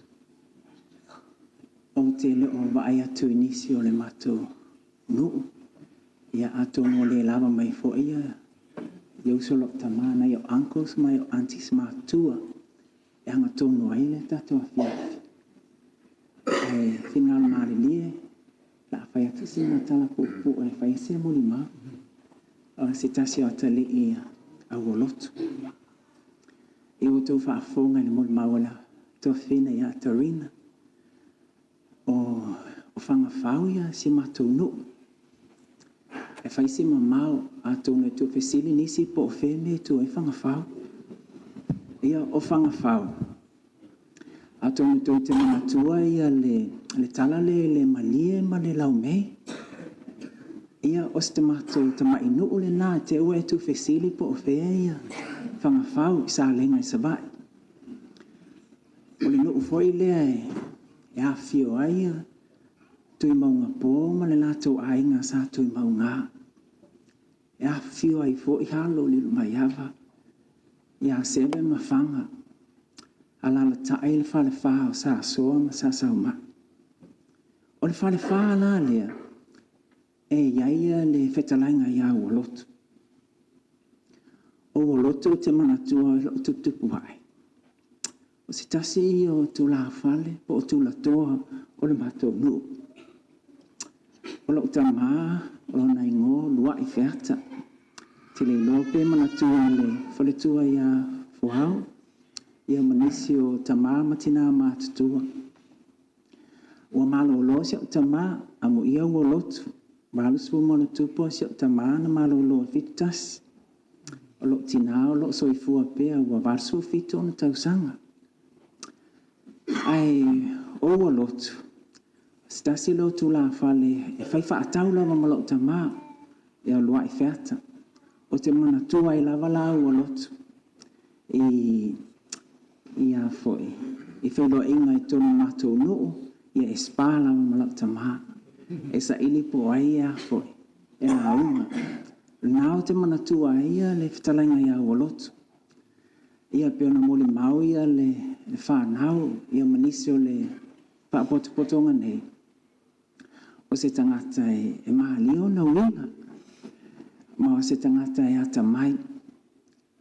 Sa o message nei atu ai le sia uso e confirm mai le whale o sa som sa sa umai. E whamelan tala talo o whai. O wha ia le si potu toha. O si o mahatou nu. Ia o te le manatua le taimi muli muli ma wheloa e ma le whetalainga ia Ualotu. Au le mato ainga i lalo vaia, e maasani wha mautua tua ia anko Ualotu. E lo ulo e lau tina haua malu ulo, le to ulo a talatuana pō, ta umai le mato ainga o nei le family service. Ia ai e pau o bo sau e whai atse mo le mau, whai au masui o le mato nu. E mo le mau ai au winga tau saafi o nei tamaha. Ia lo fangia e le atua, ia mau a pele lo tele lau e whionga le whalitua, ma le no whahalo. Le ngata i leo a inga na lua. Ia tainane ia pa ia lasi o le kalesia. Ia fuao ma le no whahalo a whapeua o le vaso le ito esi a stato nu. Ia o na e fesili lava i le pasi alo i sa lenga. E whanga whau le meo lo o sa fe au se le lau mei ma le mali ia a fia mo se so ani fo ia o lo ingoa lo ai matan tu i maunga e maua ulunga le Facebook ia matan tu i maunga pe a mana o mia ia se tu fa sino le mei ia fangafau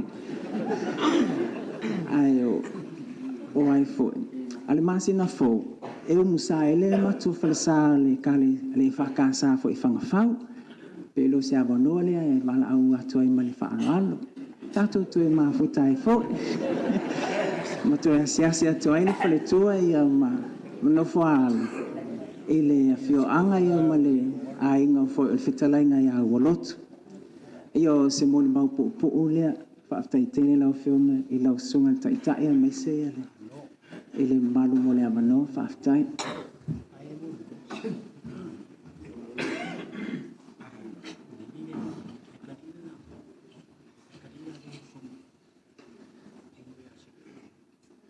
ya mo buanga fa pulore ke ka yo singa ke ka stor e fa pe foi lo va ta lo foi le suo toilo pulen ya e mori foi de a fa kalo fa wale foi yo re kalesia ko po yo sam foi nga ya na liu wala ba ye skala nga wo monga kal foi le kal angole ma ya look wel ko finge pe yo mo mak o se ve fo yo le wa mali o mai ko fa ya lua ya nga wo ko kalkala fa man ma ki di se ma ko mo ngu fa fa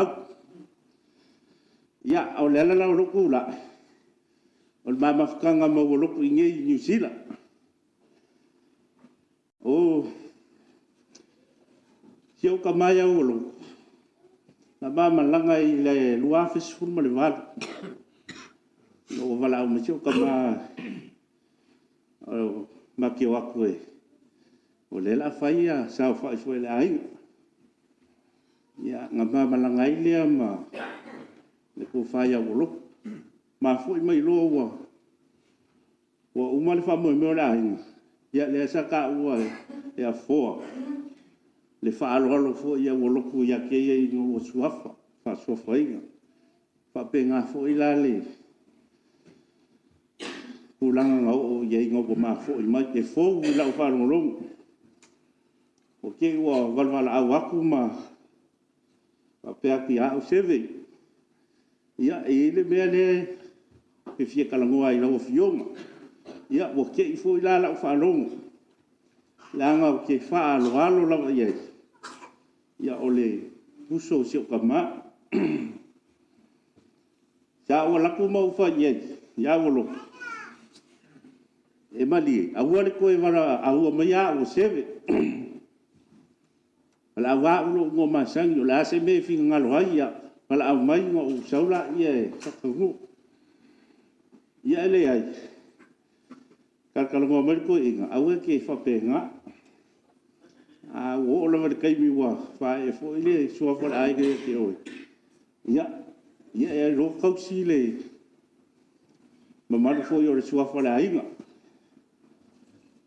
ya o kai mi uma lai pala wa kus ko inga fie kalango ya o la ma fo ila lo pis ya e ku wa mi ko fo nga fa ya e fa vanga la se kai mi o ke tawe fo i make kalkal ngomar ko inga ya a fie ki ya o wala wak ya wai pisiale ki nga ya fuau ngal wenga nga wa salo mai ale ki si masio ka sangare ke ya o maka mai le TV pes nga fo i le ole ki si mas i mangel au vai mai olo siva ku ai woro e masalo e mai al pes nga le Christmas ai o le sa e vala au mai ya le kausi ya fuau o ke sau le folema ya o ke sa wo no ka fies ko inga le folema ya yo le kai mi le o ama ka maka nga o ngā hawhia i maa. Ia o whaiaki ei. E lei ropo le mea lea ua. Wa e maa i ei wa. O le pesenga lea ma wa ia koe o e whawhia fia mai ei. Ai whamai oro. E lei ropo e saa oi. Langa o umi o ku. Ia. E pei o ngāne ngā maka mai ei o ngā hawhia ia ko inga i mai o kingo. E koe mai inga muri langi. Koe wala au fo ia re kingai a fo. Ia leanga o koe o mai fo i ma karakala ngoa lau ma koe inga. Wa wa ia ua e le uise le leile ngase o koe inga o vai o wa anu re kingo o. Ia wale koe kupuse fo ilonga maa los.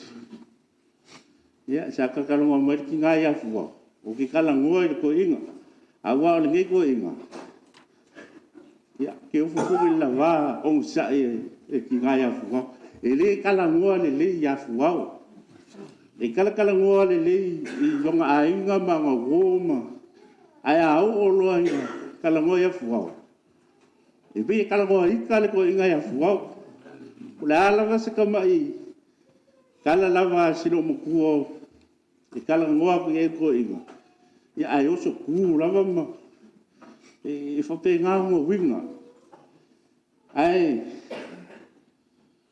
o leo o mori mau winga le wha maongi ma le alofa o Viliamu ia fuao nge fiafi. I le kua kele o siang wha ngau. Ia, o le ka mai alofa. So se keibi lava o ke asia ai o ngofale. E le ma whai lava o fo i fua. O sanga pusa pi supo o lo ngai lalo o lo moe o lo lava la fia ia e le ma fai o ni ma maul ko inga o ki sau lava ma se me o ke fo i ma o le fal a o ke fiu fo e ka ofi e ku e au wa e wala me ka usau ia e le ma fai lava ko inga o ma winga ia e mi sia ia Sio kama fo ia Ualotu Viliamu. A Viliamu e makai fo i vai. Salo ngau le Ualotu le sira fia ngia fia. Ia ai e sua fo i ko e ngai le vai. Ma kalkal ngoi le skei. Ma mai o ia fo e sua fa au mua mai. I fanga sa. Se vai. Ia. Ke lo ai sa o ko i. Ai ke li lo ai au ia o ke mi ngau ke li. Mana ma ke li. Ia. Whafkeke le awa roku. Ilo wanga le lei malo walofa fo i. Sio ainga. A kako mafuka i nge. O le kaua la male au ngā le. Malanga. Yo waloku le ngei. Afia. Ia malonga kukua fo i o ngei lalo la.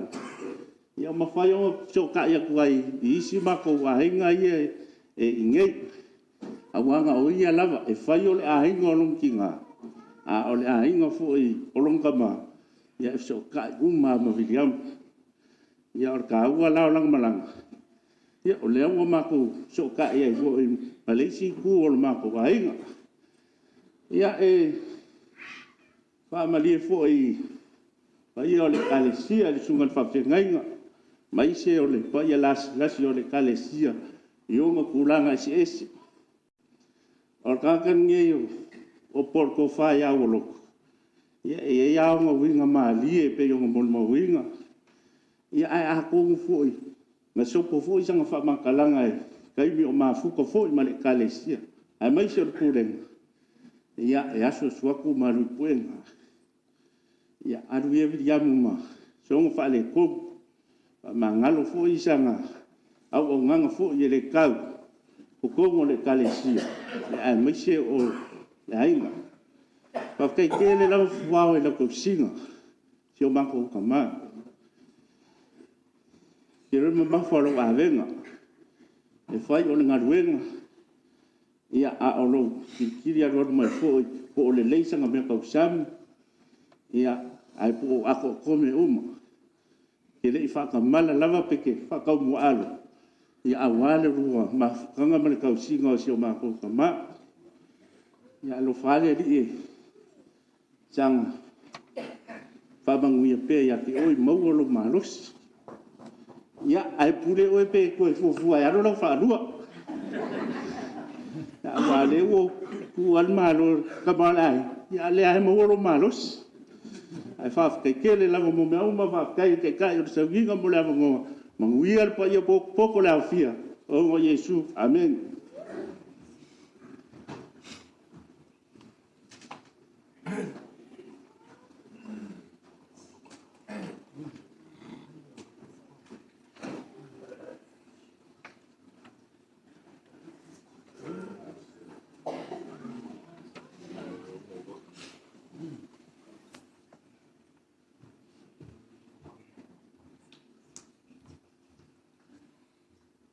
Mona whatala whai, sunga tai tai.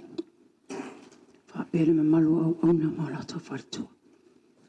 Ainga na lua, uo mai masan. Praise the Lord. O lo ingoa, o tu tanga na whao. O lana lo tu lainga. O se mori mau le mata mawhtanga. Ni sila nei matamaya Viliamu. Wau sa walu sa moa. Whate ia. Ualotu. E lato le tala wa maliu. Tamaya Viliamu. E tu o te saura su sa. E tu mai tu alo i lumala puki. Lo tau no umai ne tai au. O sa mule maule matua ainga. Ni sila le ainga. Of wow. O Viliamu o se tamai tumu le alofa. O se tamai ote. Whaatonu wawai. E telena o te nia e Viliamu wa ulu tuai mai. I mea whai al matua ainga. Whaatonu wa u. Tope tope. O ha mea e whail matu a inga ia mō iai. O se tamai a tamai tele i leanga nuu wha Samoa. Anga tala ia au. O te soso watu i ona tafa tafa. E hau hau mai ni anga nuu wha Samoa. O rau lasi wa ai le tamai a Viliamu. Nā atu e watu le fisosoani. Le mali uro tuangane. O inano. Muli muli o ai. Ia Viliamu. O se tamai whai me maupopo. O se tamale lei. E le mana o Viliamu se mea whale tonu. Ale lava se mea matu a inga e whai se mea. Whaato e Viliamu mafuau. Mea lea. Whaaftai lea tua o mau mai. E family night. Fia mole mawai lea ngale leo le tama. Te leo upu e. E o te nianga o e tama. Ia. A o se tama e whai me maa le istain. Ia tali ale ata. O se tama fui. E mi mita. Ole anga nuu mal fa Samoa oka ta fia mawai na nguto Viliamu ta utia lelele Viliamu ole hasi se o nei fa manga lo maya tonu le aingo I me fai e alo fa manga lo mai ai manu ia lo malanga Whalinga e lusi fumatasi I whai ue wha.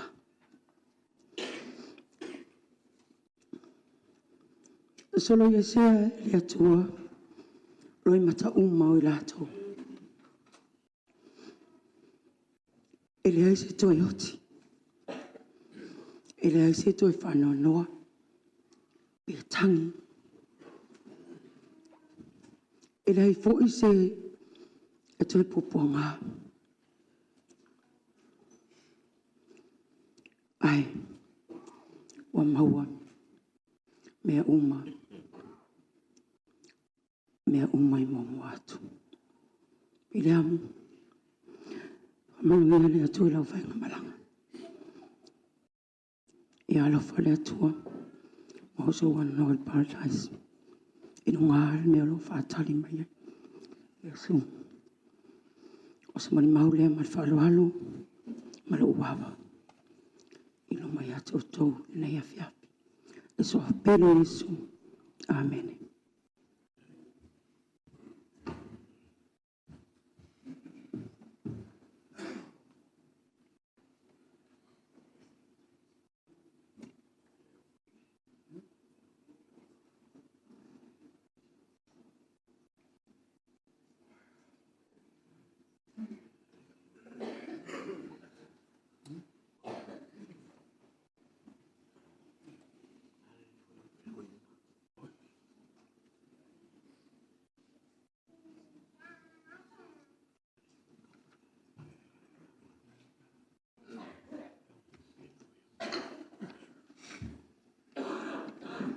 Ia whaadalo whātu I lausunga I le taitai lausunga le lawanga. Ia mais foi le whalitua ma le paia o le kalesia I Onehunga. Ia le foi ua mawalunga le tātua fiafi le su foi le sunga li toina whaatonu. Ia whamausili ma le whalitua ia niwa. Ia mais le paia au whai ngā luenga te tofia le atua. Sunga I whawhia ngainga mō tau whalitua. Ia, hai mas foi le paia o le neipo. Ia, mas foi le paia o ai ngalua. Ia, au whalofa ma whaatalo whātu. O nofo a ma o ma whawhau pe o te sau e whai sa muri maupe le ai. Ia ona ua o vai mai o lea tui titilua I tū la. Ia o whapea. Ia o sauia se I whaisina o whawhitai a Ualotu. Ia o Ualotu e le tau whaiasona mori mau.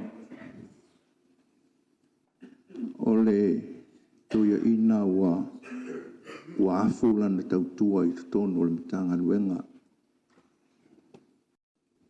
E laia seisi o le matanga luenga I sunga I toi ina. Whawhia ngainga ma le mamalu o le tātou matanga luenga. E le sila fia le tautua Ualotu. Le ala foi leo wa whaamalu si ai lo uloto o te savali vali mai e.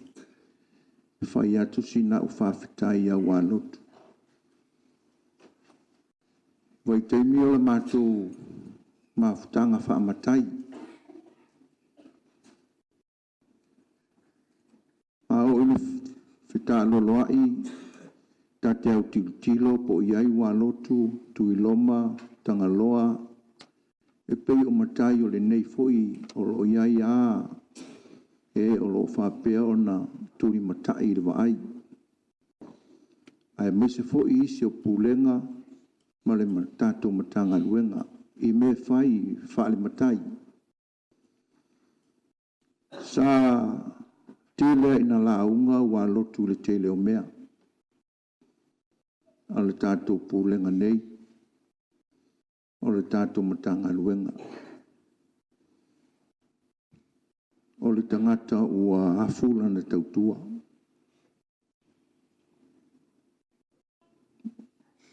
E o foi le tono le mātou pulenga, ia la ulewa ai,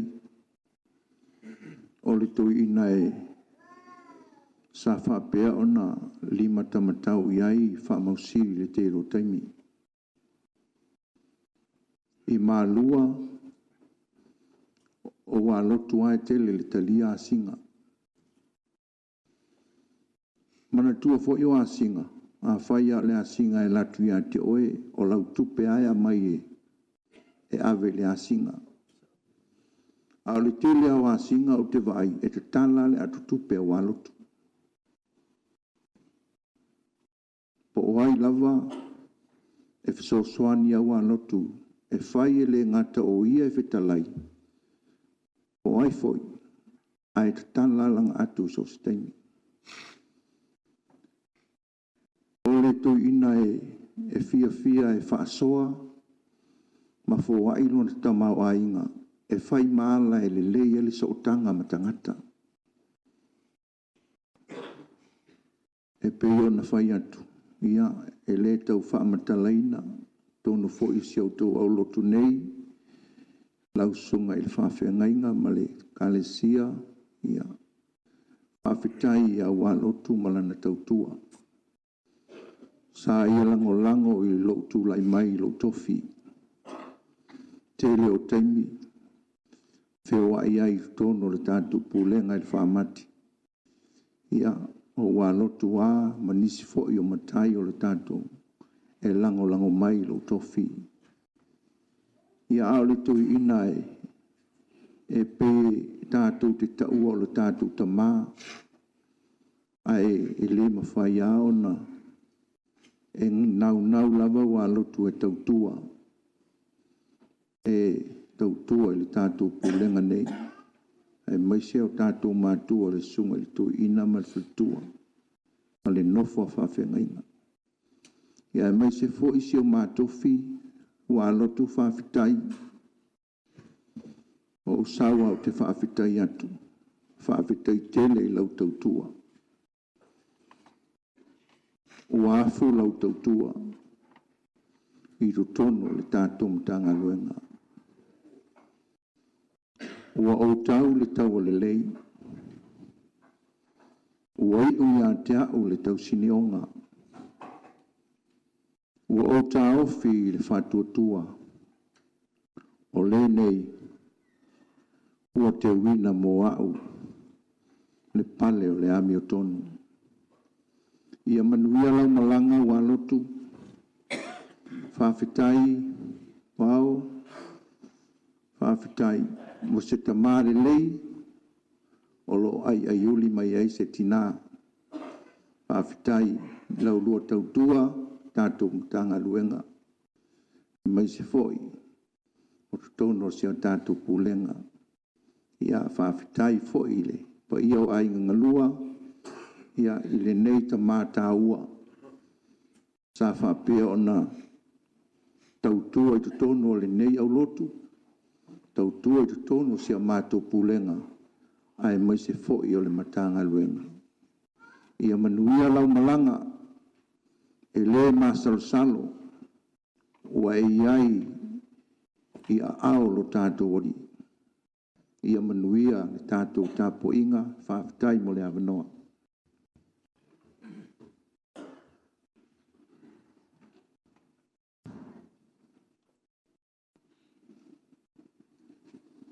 Marulu atu le paio ainga na lua. Talua iono le usau mana fionga tia konto ina. Ia e fōringa mai ai ua se e mai lalo le tātou. Mai ngō moni mau. Ia ua tātou walua iloa le upo e masani o na whai as whapene. O lea ua whaalava le. Ua whaalava le amoa i le afia fi. A tatonu, to tele tātou e fia moni mau. Ia, ale fia moni mau fo i le nei tangata o ngā se i tu lou le, suafa male. A fionga tia kona. Ia, ai mana ia. O lea ua i ele me tau le social media. Ele me tau le Facebook. Tu si leini o lo faanga msa moni mau. Ia ona wha mau ai lei lunga Facebook e whai tau mai ai nisi o le a mai moa iai. Ia e tātou tutu lai. Te māloan mātou nuu nā le whatali le tinga ina o lo nā tali i sa la vea whalimai. Wa le maua se fō wasiringa tali seu. Ia o nā ia tūsi ai nai leo peselea. Se umau whamtala ina atu ilunga fo your Facebook le atoanga o Natal. Al pese len tu sia te malo al matonu au tau te masa salo iei. Mo moonga sa mo lia i tarsang. Se o tātou tutu la i tātou pese ai. Ia e mori ai o tātou walo whaanga wale talia tātou talo. Le anga ua whai alavar whina ngalo le atua.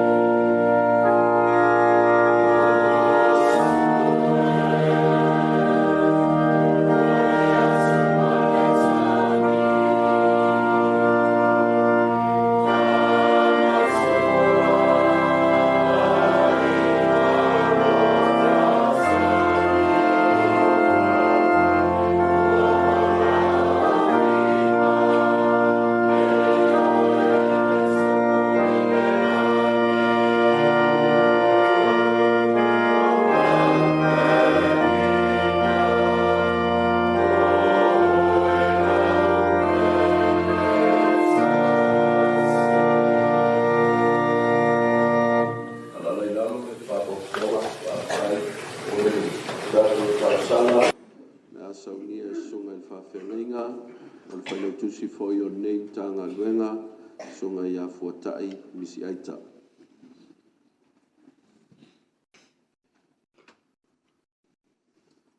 O le ata te wifo matitalo i le tua. Amazing grace shall always be on my lips. For I don't know, and we don't know, why you always love us, God. We can only think of one thing, because we are yours.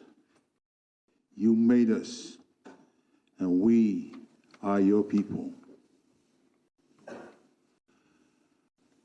We would like to thank you very much, O God, for the blessings that you bestow upon us through your Son, Jesus Christ, and the salvation act that he performed for our sake. We would also want to say thank you very much, God, for your blessings with us for our Father that now departs us.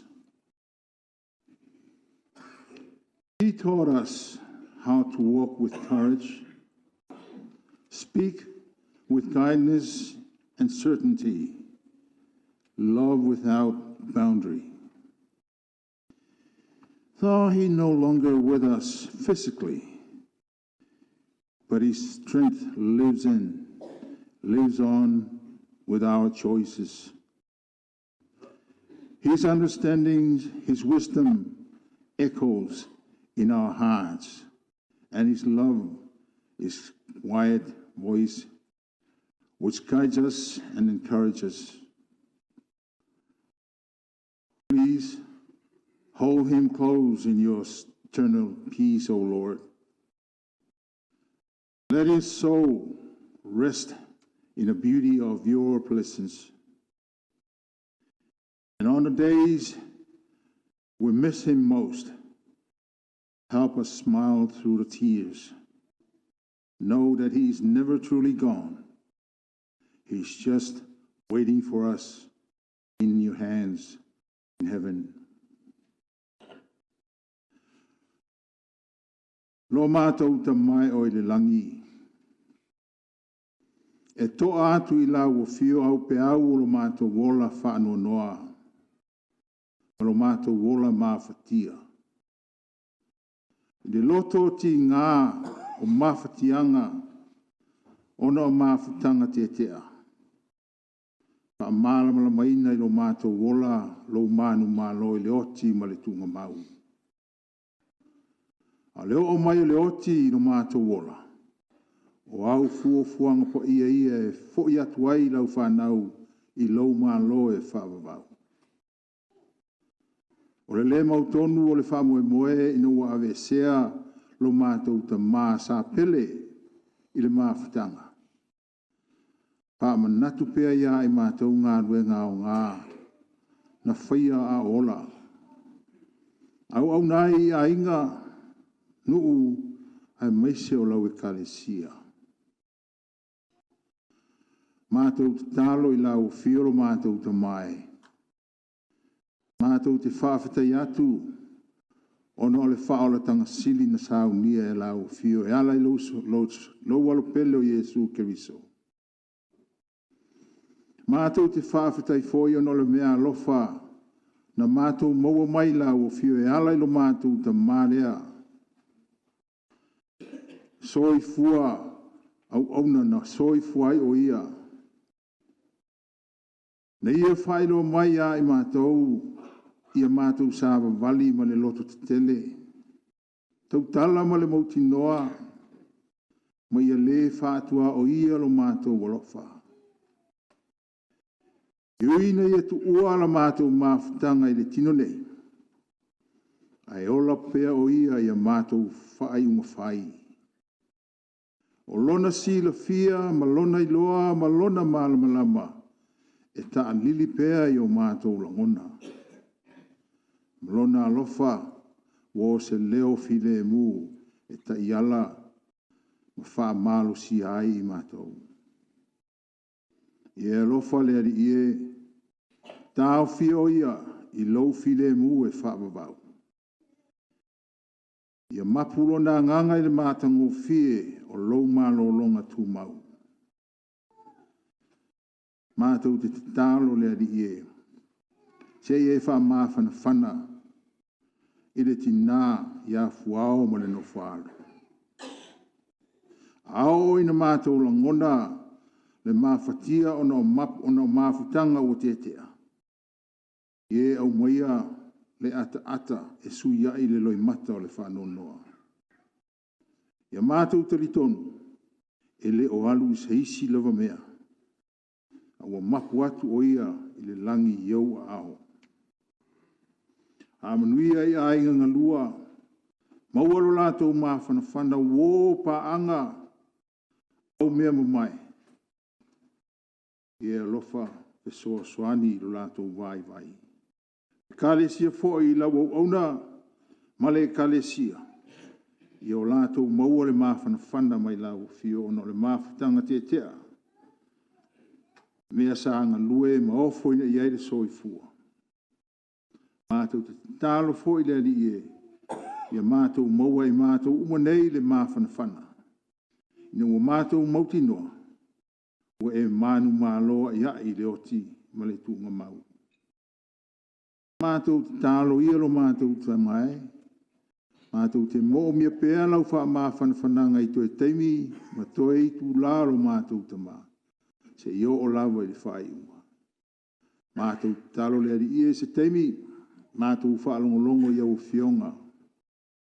La fo i atu i lau fio. Launga lau fio ala i lau au auna. Ine ia mātou maua pēa le oli ma le file mu. Ai meisio le mawhanawhana i tu aso wha penei. Ora mātou o lenga lea. Tae ei masa mātou te talo lea di ie. Ni wha seo sio mātou te mā. Pa mangalo.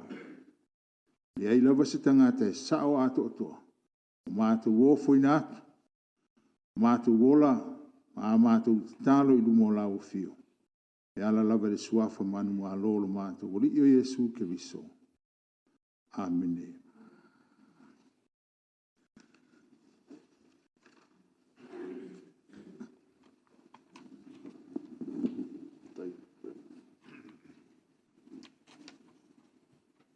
O le atu le whaaftoi tele, lau songa il whawhenga inga, o lau songa whailau tusi o le tātou tānga luenga. Ia mo sit fia, o nei sau ninga, tū whaatsi ai le kalesia, ia malpa ia o ainga. Ia e mori whaatasi ai, ia lo whaanga tū whaatasi, ia molo tātou tamaa. O le launga i le suafa malo le atua le tamā, le alo, ma le anganga pa ia. Amene. Ua maua le matua o mawhauwhaunga. I le tusi na tātou whaitawina, ke nese i lona mtau po e 2.5. O le vaenga mua o le whaiupo iwa o te toi whaitawina e whapea. Ona atali foi o Isaako ma Isa Maeli na la tanu ia te ia i leana o Makapelu. His sons Isaac and Ishmael buried him in the cave of Machpelah. O le atu autu o mawhauwhau o le tanunga i Makapelu. Burial le tanunga i Makapelu. A whaitawina ma le manino le tala al kenese. E leo se oti na tupu whafua se. It wasn't by accident. Le maliu o le toe ino o Abrahamo. O le maliu na whalalanu. Wa uma o na tofaina e le atua. O le vaenga, o le soifuanga, o le angata ai. Lana tautua, ma lona soifuanga a whai malanga. Because Abraham's death marked the end of an era and established a significant legacy that would carry on through his sons. The legacy of the forefathers. O le vaenga o le whaiupo iwa o le. Usi o kenese na tātou whaitawina lea wā vea mamatua. E tolu nai mea tā ua o lo tā oto mai ai tonu. Isi nei lavata mai whaiupu. A ese le mātango fie. O le mea momua. O le upu leo le tanu. Buried. I le ngana e Peru. O le wha mamafa i le upu lea tanu. O le whāta oto ina i lalo le tangata. Ma le file mu. I le whātinonga e whapea. E sau nia le papa ma folfola. E whanga tasi le lei ai lona pātua. Fola i le ia lino. And laid him to rest in peace. Tala whasolopito tāua le nā, that was later on became a ritual. O le tala e whapea, e le toi tā oto whanau o le atua, i le manawa o le ele ai asuasu iai ni palpala ele ai. O whanau o le atua o le amo moe i la tou, i ana e foa I papa. Caves that were carved, ele o ni ala na tutupu I anga whale na tura. E mafua mai le whetaia inga o malosi anga ese ele ai. O ana na tāina whapitoa, ele malosi o le tangata whato tua ma le e Peru. E whai mawhata mamalu. A holy shelf e momoe ai whanau o le atua. A le winga le nā o le mea lona lua. O le ana o makapelu. O le upu ana, o lo whaungaina el kenese le tala lea, I le winga e whapea, o fata o mātusi, o fata o papatusi, o fata e teu iai mea tāua ia a Israel. O sona winga lata mai, it is a bookshelf.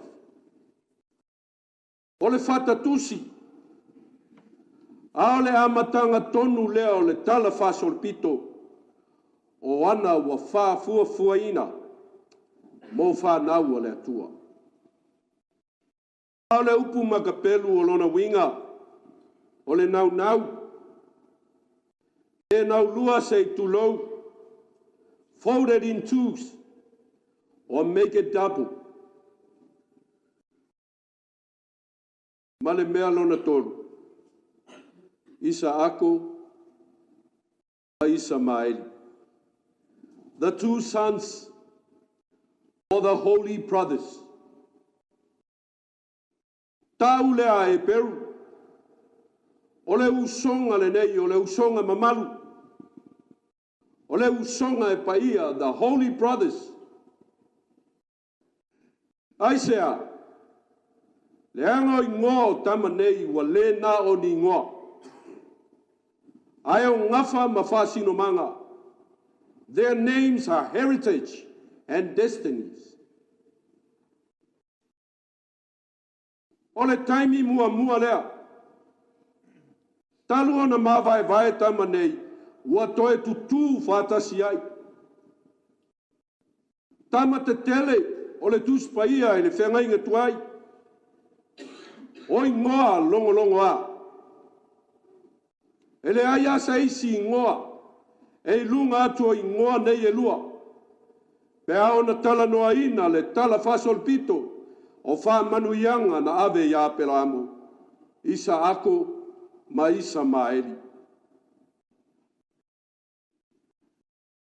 E mawhai ai ona tātou whapea ina watu tū tama iulu ana o le tūnga mau. Se ua toe whetā whai lea uso. Ua whesila whai tama te tele. E wha matala ina e le kenese. Ua whesila whai tupu o le ainga o Aperamo. E whaolinga maila. E se le tā ua o le mea le nei o le tō le manawa. Le manawa na pua ina I e tena. Sa wai le tala whasolpito. Whato ato e tala noa leo le kenese I leo pulea. Aisea e tā ua le tama. O le tama na ia whanaua le ngafa e tulu ai le lalolangi. Whai mai ua tō le manawa Aperamo. Ai tau tala ia I whai upo e walu. O lana mai vaenga tusia aloa ia le nei. Mo se taimi muri e whai tau mai ai le au whatua tua. O le ale mai vaenga se I toe nau o nā tali. Fold his sons together. Ile manatu Aperamo lona maliu. e toe tasi ai le ainga o le atua. Upo le atunu o lupe sa vau e sese, wa fui fatasi yulu tu ngā mau. Ai wa mai foi tama, wa mali lie o la loto, o le aia nau le tala fa solo pito o lo la tama, ai teu mo la ua. Not for any one of them, for the both of them. E leo se tala o le a ave mai saku, peo se tala o le a ave mai Samaeli, le ai o le a nau le tala o Aperamo, o le tala i saku mai Samaeli. Ona teu loa lea i le fata tusi lea. Le ana ua uma o na tae le au sae ti. Fatau e Aperamo. O le a teu iai le tusi ua uma o na nau e le auso. O le tala fa solo pito lo la tama. I to tonu o le ana na foa i papa. Patango fie le tala. E lei toi tala noa le tus tala ia akara masara. O ti nā na fe fuli tuai. O ti nā na o la whaafofoa tama te tele nei. Ai wa tāngo fia suafa o tama. E whai ma whai longa. O le aso na tō ai le manawa le tamaloa. O ai le tamaloa. Tamaloa na ti ai lona nu. Ai alu e lei loa po fe alu ia i kenese sfulma lua. Fai le atua ia Abraham, tui lunga alu. Alu se mea o te whasino atu ia te oe. O le aso lea, na tō ai le manawa le toe ina. O le aso na tau ai le whetalainga le tua. Ma tau le whamanuianga, o le ale whamanuianga. Ua nau whatasi o nā tali ia tau i sa hako mai Samaeli. Ua umanga fo Israel. O lea foi o le ata ai. Nau ma teu whatasi ai le whatalea. O le ana na foa i papa.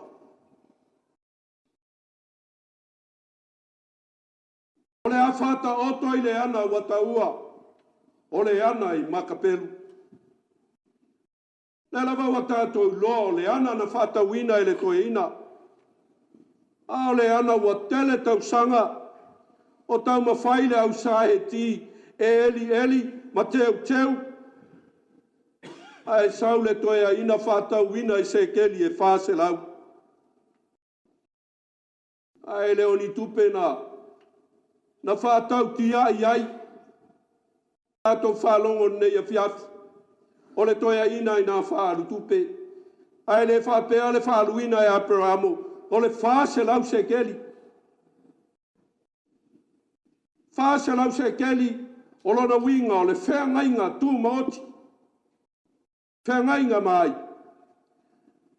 Whengainga e tau o le whengainga sa ili malo. Ai lau tua iai le whinangalo le tua. Na whaatau loa le ana lea i makapet. O le amatanga le nā o le nuu e tau o kanana. Le ana tau iai le malanga Israelu i se taimi na muri ane. Aolona to ala wha au tama lea. Ai matango fie makapelu i la tātou whalongo. Awa pea whaina whatauina i se keli e whase lau. Ua whatauina ai foi ma le whealo whaninga tū mau.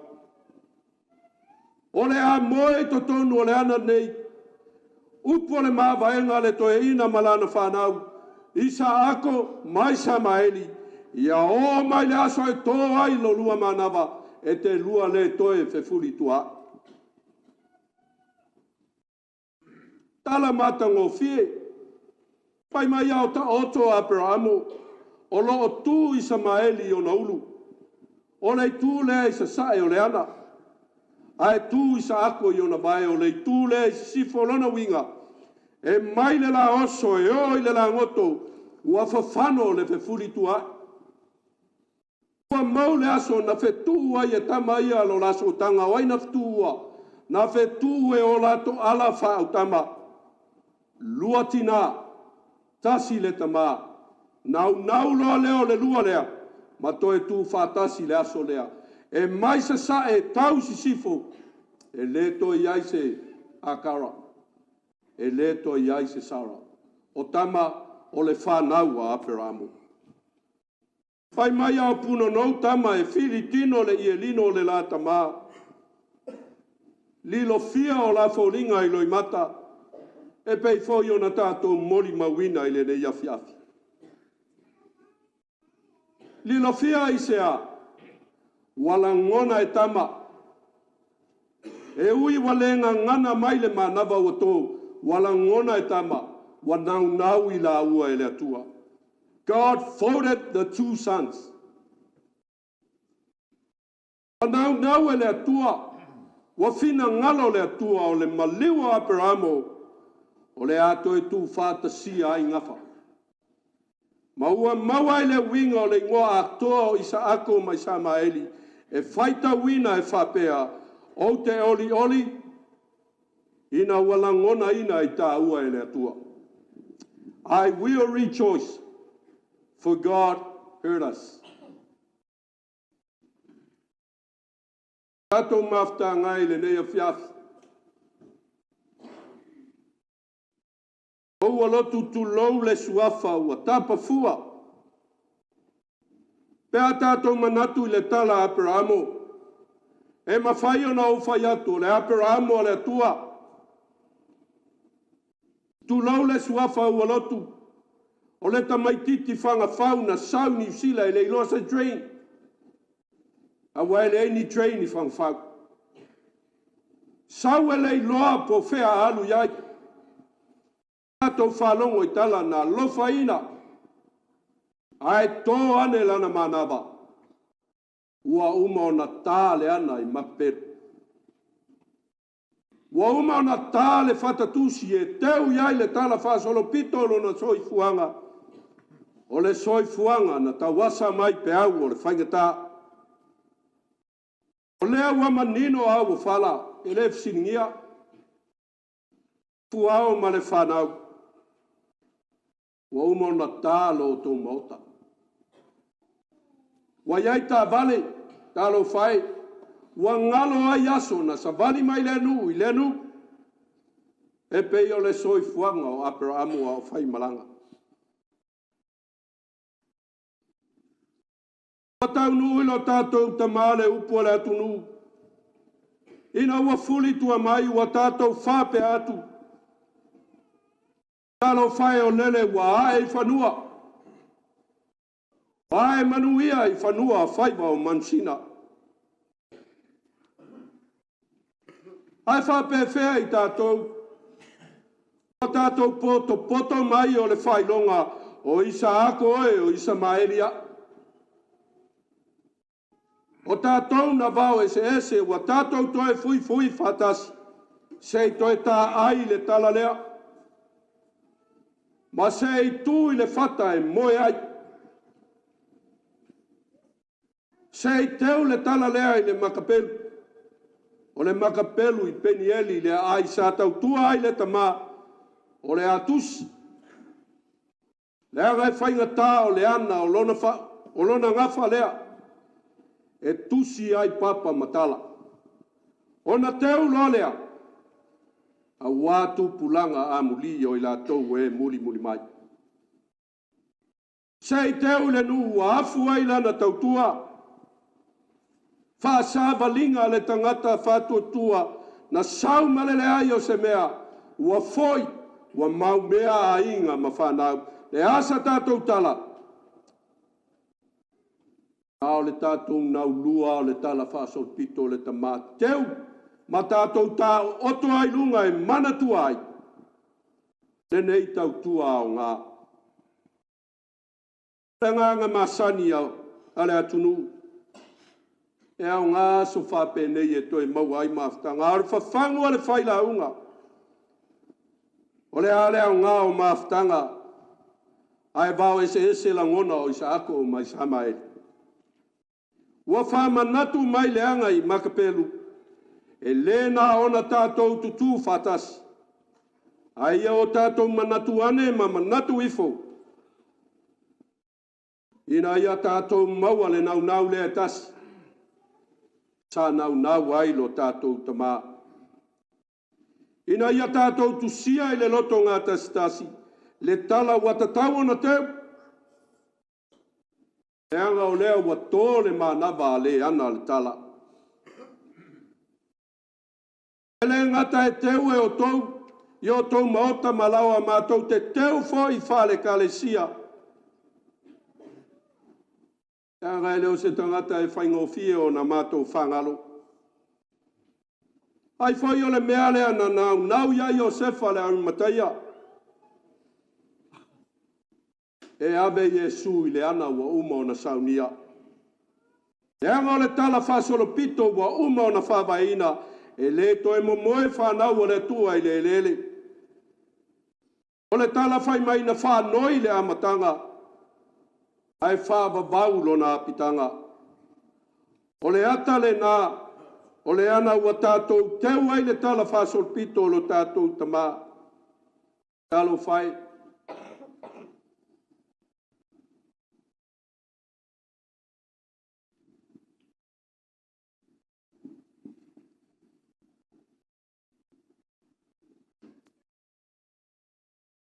Tala tu se whai la unga.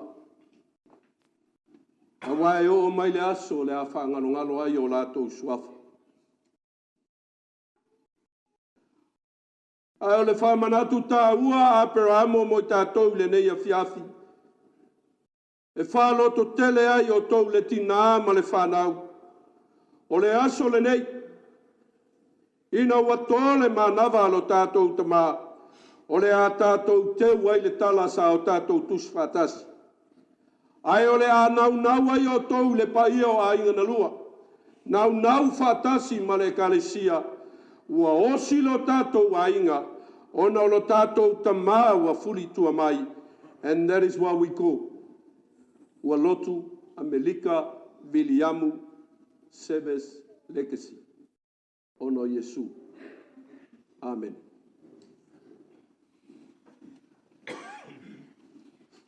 Onos fulmatolu ving o le tua o le atato G-VAI. Amen.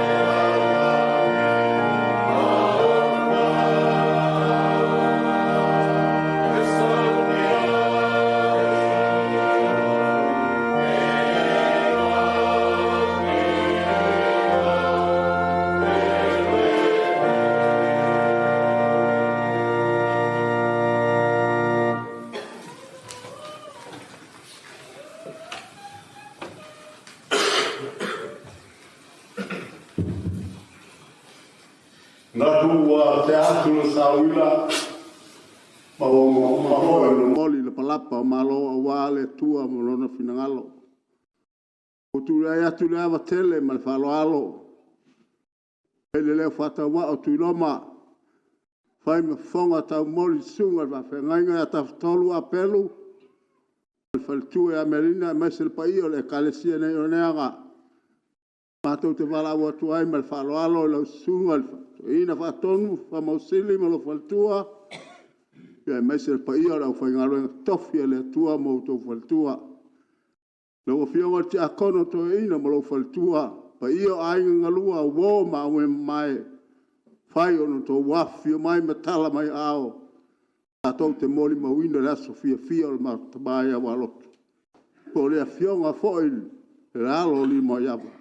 E lo manatu a mai al tatou sauni e lunei ye suatu mutalatu ile a lo le ho o ina o tapereina maftanga tina sa to ti o walne ye fia no sau foi le malulu malanga falalo faftai.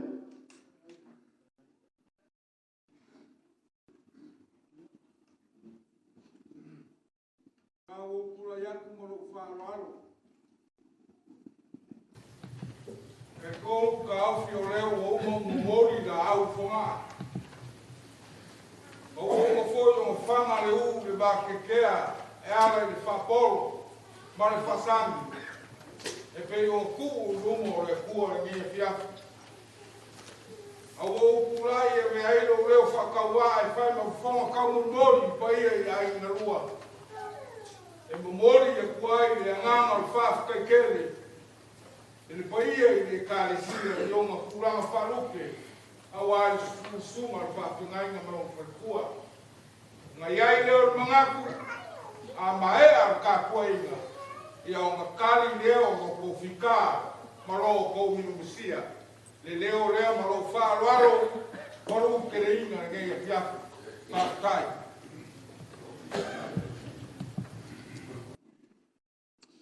Toi whātelele nganga whātai. Ia ile paia ma le malo sauninga ile sua ia lau sunga kumit whatonu ma whatua. Malu toi ina ma whatua. Sunga i whawhengainga ma whatua ma le martele. O le nei a fia ia ona o le poto mai e moli mau. Ia sauninga whale ainga, whale kalesia. A le tātou tamā. Ai ole a tātou whai ule nei tāpo inga. Ina nei le pa au mamaile tō tele. Tātou te mafuta I lo.